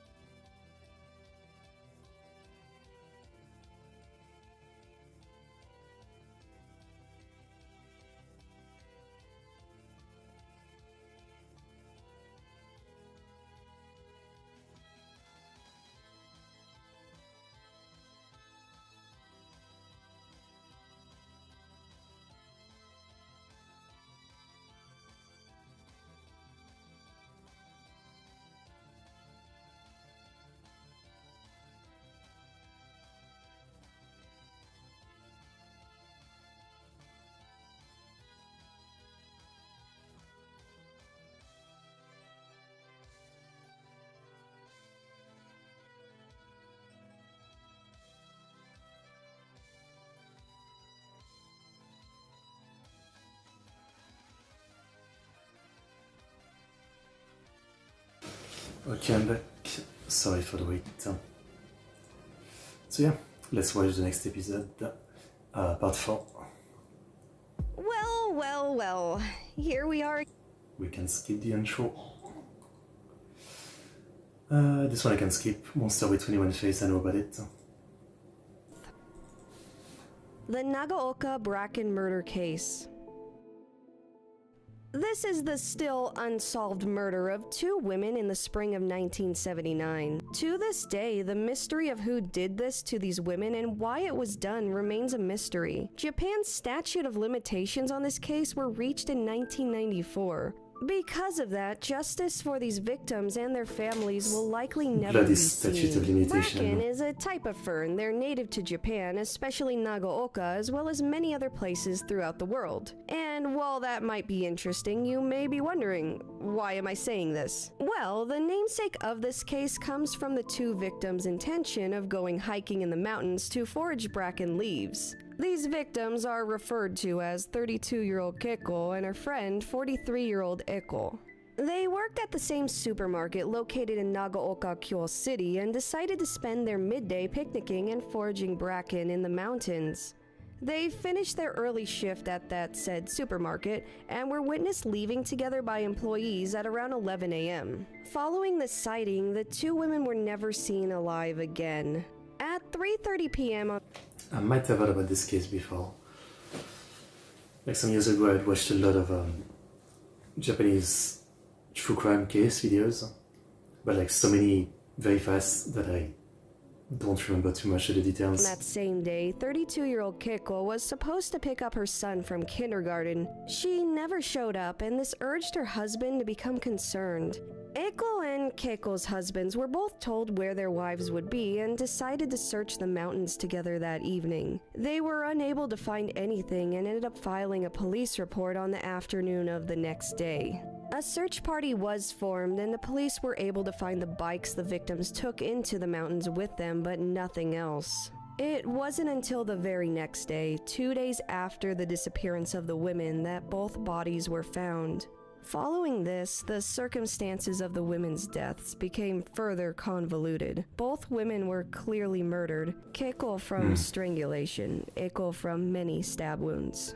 The attacker was believed to be one man with no accomplices. This is due to the nature of the injuries on the bodies. It was also theorized that the killer had a large, strong build that easily overpowered the two women. This is again strongly suggested after examining the bodies. The blood of the murderer was found and it was concluded that his blood type was blood. O.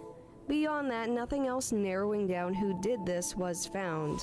But this is maybe before DNA analysis. The crime scene provided many confusing details regarding the motive of the assailant.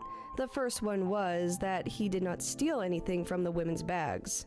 The picnic bag was found nearby with everything still inside, including full wallets, their bento boxes, and the bracken they had picked. What's even more confusing is the note left in Eko's pocket. It read, "Owarete iru.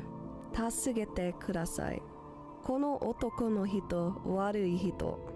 What does means this bad. translate to?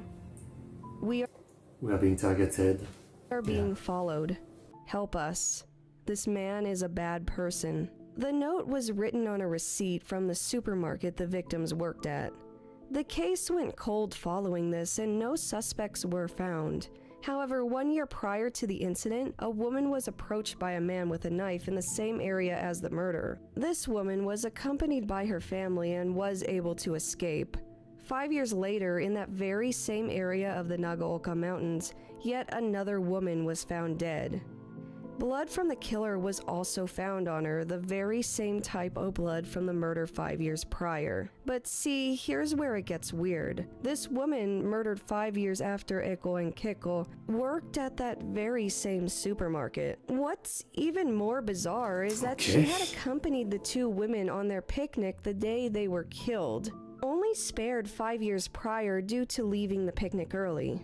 She evaded death only to ultimately still become a victim years later, likely by the same man. That is one very, very puzzling case, yeah. I wonder if they like, kept the blood and so that they could analyze it. But I guess if the statute of limitation is passed, yeah. As I they mentioned won't. previously, the statute of limitations has long passed and this case will likely go unsolved. This is very unfortunate and a bit disturbing that this case reached its deadline only after 15 years. This man could That's crazy. still be out there. Today's technology could possibly help solve the case, though it Absolutely. unfortunately went cold and unsolved. Tokyo Puke. The I All don't like it Japan already. Vomit Association is something that exists. Not only that, but this association appoints chairmen and vomit critics. Someone by the name of Mr. Fujimori was appointed to both these titles. And what does he do with such credibility? He launched the webpage Tokyo Puke. And what did such a webpage provide, you may ask? Images of vomit discovered throughout all 23 wards of Tokyo. And how, you may ask, were these wild vomit sightings discovered and recorded? Well, It's stated that a lot of them were the result of drunken businessmen having a little too much fun at the nearby bars. Fujimori updated the site frequently up until the year 2011, and it suddenly ceased activity. Uh-huh. Everybody has a fetish, I guess. Image You know, it's disgusting, but there's worse thing to be into, I guess. board. This term, this one right here, is one you may be familiar with if you watch certain genres of anime and film. If you are familiar, it's pretty self-explanatory. If not, then look at the screen. Fun fact, this act was thought to be punishment to women who were caught cheating on their spouses in ancient Japan. Really? That's the origin of it? That's actually incorrect. The real punishment for female adulterers... It's probably nothing that nice, I mean. A bunch of dude coming on you doesn't sound like a punishment. Well, it's probably not great, but if you think of ancient times, probably worse than that. Beheading. Again, this one is pretty self-explanatory with what I've already established. Why is that even like a do not search? I mean, it's just like, I don't know. I mean, it's not, I wasn't gonna say normal, right? But it's like, just an image board of like, you know, woman being come down is that bad? Compared to like stuff about like crazy murder case. It's an image board that shows these types of meetups, gatherings, engagements, however these organized things are made possible, and you know, the aftermath of it all. The specific image board likely being referred to here is simply titled Bon or Board, and both live action and animated uploads are welcome on this site. There's also photos that... You don't even need a site for that, like just go to like any forum that allows NSFW and someone will have made a thread or something. Like if you go to Reddit, I'm sure like there is a thread for that. A subreddit. make use of anime figures rather than real... Yes. Current tribute, it is called. I know about this. people as the receiver. Is it better or worse? I don't know. Yukio Mishima, Friday. Another We guy. briefly discussed Friday magazine in our last level, specifically relating to their 1999 issue that released photos of the late singer Yutaka Ozaki. While Friday, to my knowledge, is mainly a tabloid magazine, it does feature these rather unpleasant stories from time to time, and the Yutaka Ozaki issue was not the first instance. Rather, the coverage of the sudden and shocking death of writer Yukio Mishima was. The people of Japan in 1970 were already very familiar with Mishima prior to this event. He's considered to be among the great post-war novelists of Japan, regarded almost as highly as the late Osamu Dazai, who is best known for his novel No Longer Human. Depending on who you ask, Mishima may be regarded high. Like, all I know about Mishima is that he was, a very weird guy. I know that he killed himself. I know that he was, anti-woman, government, and he wrote books, I think. That's probably what I know. And I know that there's, a supposedly masterpiece movie adaptation of his life from the 80s or something. Higher than Dazai. They were both very talented writers. Another similarity between these two writers are the demons and struggles they had faced during the time they were living. Among Mishima's personal struggles was his vocal disdain for Japan's current political structure. Without getting too into it, Mishima was very much supportive of the ideas of the Japan of old. He basically felt that Japan was losing its traditional ideals in lieu of the urge to submit to the globalization of materialistic Western ideas and culture. There is more to it, though I'm not particularly fluent in Japanese political topics, so I don't want to touch on it too much since, I'm not an expert by any means. Though if you are interested in the life and literary works of Yukio Mishima, there have been films and documentaries made about him. I personally recommend this one. Anyway, I mean, this one, I think, again, is considered these absolute and masterpiece. documentaries made about him. Yeah, he almost has a 8 rating on IMDb, which isn't too bad. Personally recommend this one. Anyways, these political views were not common knowledge to the public early in Mishima's career, though he became more vocal about it as time went on. Mishima had also engaged in some acting as well as modeling. One piece of Mishima's acted out the process of Long story short, and yes, this story is quite long, Yukio Mishima had very extreme ideals and fascinations. With the clear escalation of Mishima's fixations, everything built up to a final startling crescendo on the 25th of November 1970. This was the day that Mishima, along with trusted friends and devoted followers, attempted to overthrow a Japanese military base in a sudden coup that aimed to illegally gain control of it and re-implement nationalist Japanese ideas. He just seems like a guy that was pretty insane, right? But very interesting. I want you to see where he's like done research. This attempt was a complete and utter failure. A now well-known image from this attempt shows Mishima trying to give a speech. His audience, those stationed at the base, simply laughed and heckled him as he tried to continue. With Mishima's goal acknowledged as a futile effort, Mishima had prepared a plan B in the case it didn't work out. This plan B involved the ritual act of ending one's own life and admitting defeat. This time, however, it was not an act. Mishima had full intention to— I feel like he just wanted to die from the beginning. Like, it seems like his plan A was better plan. Like, literally just come in and hope that the troops are like, yeah, makes sense. It didn't seem like there was much planning into it, so he probably knew that this wasn't gonna work out. see it through, and he succeeded. This is where the issue of Friday comes in. It features various uncensored images of Mishima as well as his accomplices. The photos of the scene and what took place are brutal and raw. While being released in black and white, the aftermath of this infamous event is very much visible. This in itself makes the search term what it is categorized as. Though the story surrounding how everything took place is also twisted and obscene in itself. Yukio Mishima's literary works are excellent, and that's still abundantly clear today, as his books and short stories have been translated into various languages and many are classic staples within their home country. His writing style is distinct and elegant. At the time of the attempted coup, some who agreed with his traditional mindset saw Mishima's act as gallant and honorable.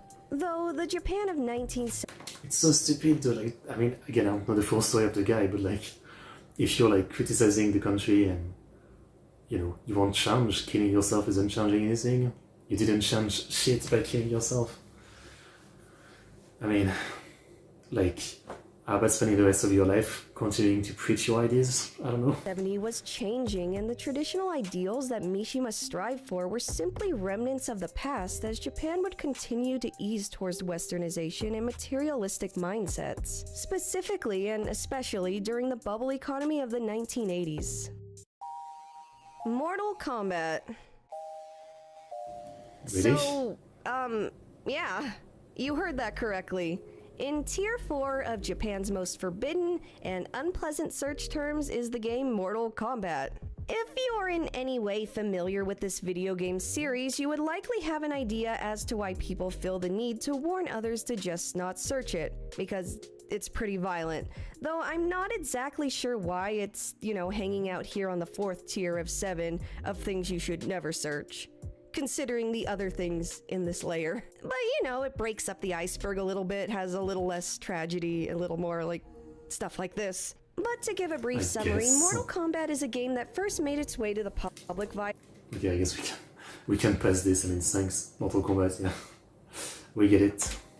This is an infamous case in Japan for a number of reasons. Among the most awful details is the exploitation and abuse of young girls. This incident begins with 3 girls in the 6th grade who recently left home.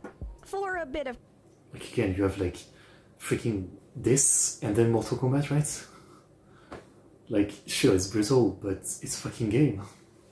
Context here, Japanese kids become self-sufficient at a very young age. Children as young as 5 years old are often seen out on their own, taking the train to school or buying groceries for their parents. Once children reach their early teens, their independence is seen further, as some young people choose to simply work and make a living once they finish middle school. High school is not a requirement in Japan, and while continuing your education is the typical route for many there, some begin working and living on their own much sooner. This was the case for these three girls. They were together in Shibuya after leaving home in July of 2003. It was here, near the famous Moai statue outside Shibuya Station, where Kotaro Yoshizato comes in, What a a man statue. notorious for creating the Petite Angel Club, as well as producing illegal media involving the girls of the club. This includes videos that he sold. These activities made him a lot of money, and Yoshizato became very wealthy. This also caused a lot of attention to be on him. He had evaded prosecution for his business multiple times by 2003. So Yoshizato approached these girls in Shibuya, asking if they could simply clean up his apartment for 10,000 yen, which is roughly a little over $100. Not very much money, but to these young girls, probably a lot of money. I mean, for like cleaning an apartment, it's probably, you would think it's pretty clean, yeah? But again, that would just sound like, I mean, fake to me. I don't know.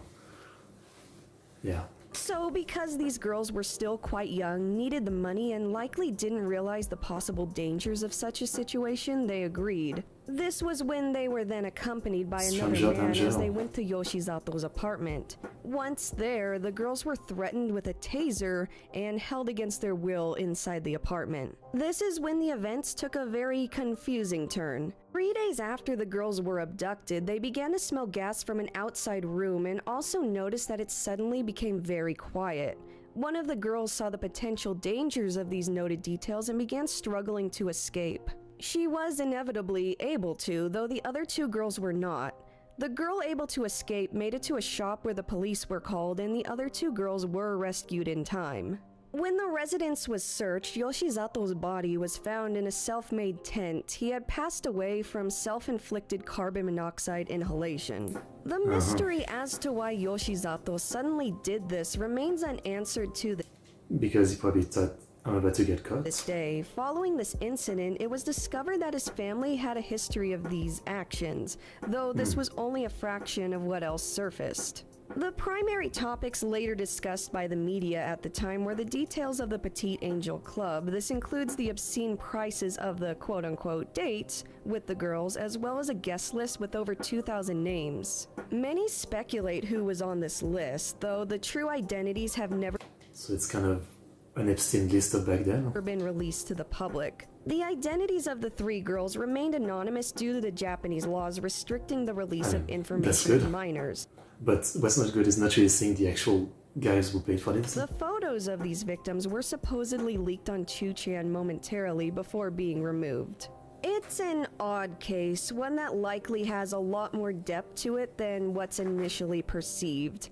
I'm going to provide a link detailing this one a little further in the description. I'd love to hear what you guys think about this whole thing. Kaori Manabe It's fucked up. address. This one can, without a doubt, harm your computer. Do not search this one, guys. I'm serious. Kaori Manabe is a Japanese actress born in 1980. She's known for a few significant acting roles as well as her work modeling. Aside from her namesake, this one really doesn't have much to do with her at all. It simply uses Manabe's namesake to bring people to the site. The site, officially titled, oh lord, that's long, Shinkiten Yari Naoshi, Ura Internet Manyu Aru to Manabe Kaori no Kojin Yoho o Kohyo Suru Saito, is known for showing a jump scare of a woman bleeding from her mouth before bombing the user's computer with many, many viruses. Again, you have been warned. The official name for this type of forbidden search term is burakura, and it's a somewhat popular way to troll people, at least in the past it was, and it's trolling them in the worst way possible. Nowadays, the original site is down, however. I really don't recommend looking into this, though, for the mental health of your computer specifically. Again, you have been warned. Many, many viruses are... I feel like, you know, if it's from years ago, like, the virus would probably not really be a problem now. Windows Defender would get them. are attributed to this one. Uncle Soup. Oh boy. This one is a very unpleasant image that comes up when searching this specific term in Japanese, that is. Like, seriously, it's pretty disgusting, and this is one I really think you should not search, no matter how curious you may get. I saw it and it's really bad. I wish I didn't. It's called Uncle Soup because it's an image of a man in a tub, and he's been in that tub for quite some time. I was unable to find any details about the origin of this photo or who the person in the bathtub was. The only source I can trace is rotten.com, which, you know, makes sense. It's a well-known site for these types of gore shock images. Wait, so it's a dead guy in a bathtub, okay. So, yeah, that's it. Contest at 6. Yes. In the end, like, any classic gore videos can end up in this list. I mean, again, 2 Girls, 1 Cup, and all the, well, gore and disgusting stuff, right? It all kind of fits. There's not a whole lot to this one, just the gross visuals. Cockroaches, right? They're gross, and they audibly crunch when stepped on. Yet, despite that, they can apparently survive a nuclear bomb. What the hell? Why? I've heard that before, yeah. Anyways, as the name suggests, there's a contest at 6. And what does it entail? Eating cockroaches. Because why the heck not, I guess? The video in question is very shocking and unpleasant. That's likely why it's here. This is yet another one that I don't understand being on the 4th tier. We've talked about a Japanese TV personality eating bugs in the last part, so this type of subject matter must make some people pretty uncomfortable. That's why a lot of bug eating is... I mean, Japan, like, absolutely despise cockroaches. So I'm not that surprised. Like, you know, really despise them. On this wiki. I can only assume that a large chunk of the Japanese populace has a phobia of ingesting bugs or watching someone do it. I mean, I do too. Film core. This is in reference to a very underground Japanese Guro film distributor. The widespread discovery of film core, also referred to as Dream Film Core, came about during the doomed search for Saki Sanobashi, aka Go for a Punch, the mythical lost deep web anime that likely does not exist. When the search for Saki was in full swing, somebody had discovered a live-action eroguro film titled Lady in the Sea of Blood, and people took notice for its similarities to Saki. Following this discovery, some began looking into the films produced by Filmcore further. It's revealed that Lady in the Sea of Blood actually has sequels, and that Filmcore created films that were even more disturbing. Filmcore as a studio no longer exists, and the films they produced were so shocking and unsettling that they weren't exactly sold in the typical video stores of the time. They were very much underground, and their films were released in small quantities. This makes a good portion of them lost or not confirmed to exist. Perhaps that's a good thing. Still, these videos do pop up online from time to time and end up being found, and when they do, man, are they unpleasant to look at. And again, you're not the target audience, I guess, yeah? Brazilian I'm not the target audience either. Human 1994. Okay. This is yet another shock image, so fair warning. It's of a man found in Brazil in 1989, not 1994, despite the title. The state of the body is bizarre, and how it ended up that way is mysterious and unexplained. Some theorize that the man was mutilated by alien life forms, as nobody can explain why the body pictured appears the way it does. If you want more details on this, check out the Patreon version, because I can't really say a whole lot about this without getting a little too graphic. See, I think this is a moment like this that made me stop watching her some years ago. Yeah, I guess these days again I'm used to it, like every YouTuber does it. But I think a couple years ago, like, I didn't follow many channels that did this, you know, like if I check out a video from a channel and they talk about the subject, they're not gonna say like, you know, I can't actually talk about it. I guess I'm used to it now. What is video 5 gonna be like? She's gonna skip everything. Amazing. You may be familiar with the BME Pain Olympics. It was a series of shock body modification videos presented by BME Zine. This is a topic known by internet users in the Western world especially, as the subject matter of them are notorious by early internet users. Short for Body Modification E-Zine, the particular focus of this publication was extreme body modification, stuff like snake tongues and scarification, horns under the skin, you know, stuff like that. There was also more sensitive and private regions of the body being modified that they showcased, if you catch my drift. Yes, thank you. The site was founded in 1994, and there have been multiple attempts to have the site taken down, particularly by the German government. Some of the content of this magazine is so extreme that it features the full amputation of certain regions. Again, wink, wink. The common theme of the content within this magazine is how the modifications significantly disfigure and reshape parts in ways that are pretty much irreversible. The contents of this magazine are so incredibly shocking, even if you go into this one prepared, that it still has the potential to make you a little uncomfortable or sick, so fair warning. The MacUser.org. I mean, putting mods, like, it really depends, but I don't know. I'm not a fan of it. Like, on one side, I'm a fan of, like, sometimes the aesthetic can be good, like, a split tongue can look kind of cool, but the idea of splitting your tongue is still, like, you know, it gives me chills, right? Even though I kind of like the look sometimes. You know, piercings and all that, for the most part, whatever. But yeah, the really extreme one, yeah, no. This webpage no longer exists, though much like old sites such as Meatspin and Goatsy, don't look those up either, this one thrived on shocking those with the image that came up once the site loaded. The image, with a title likely meant to take a jab at people who prefer Mac over Windows, showcases a lad covered in his own waste, sitting at a desk with an iMac. Oh, also he's eating it. The earliest mention of this image on Urban Dictionary was 2011, though the site likely predated that a little bit. The origin of the image, likely some amateur adult video, though its origins don't seem to be documented well online. The site is now owned by somebody else, and most of what comes up are sites telling you if the webpage is a scam or not. Yes, it will scam you.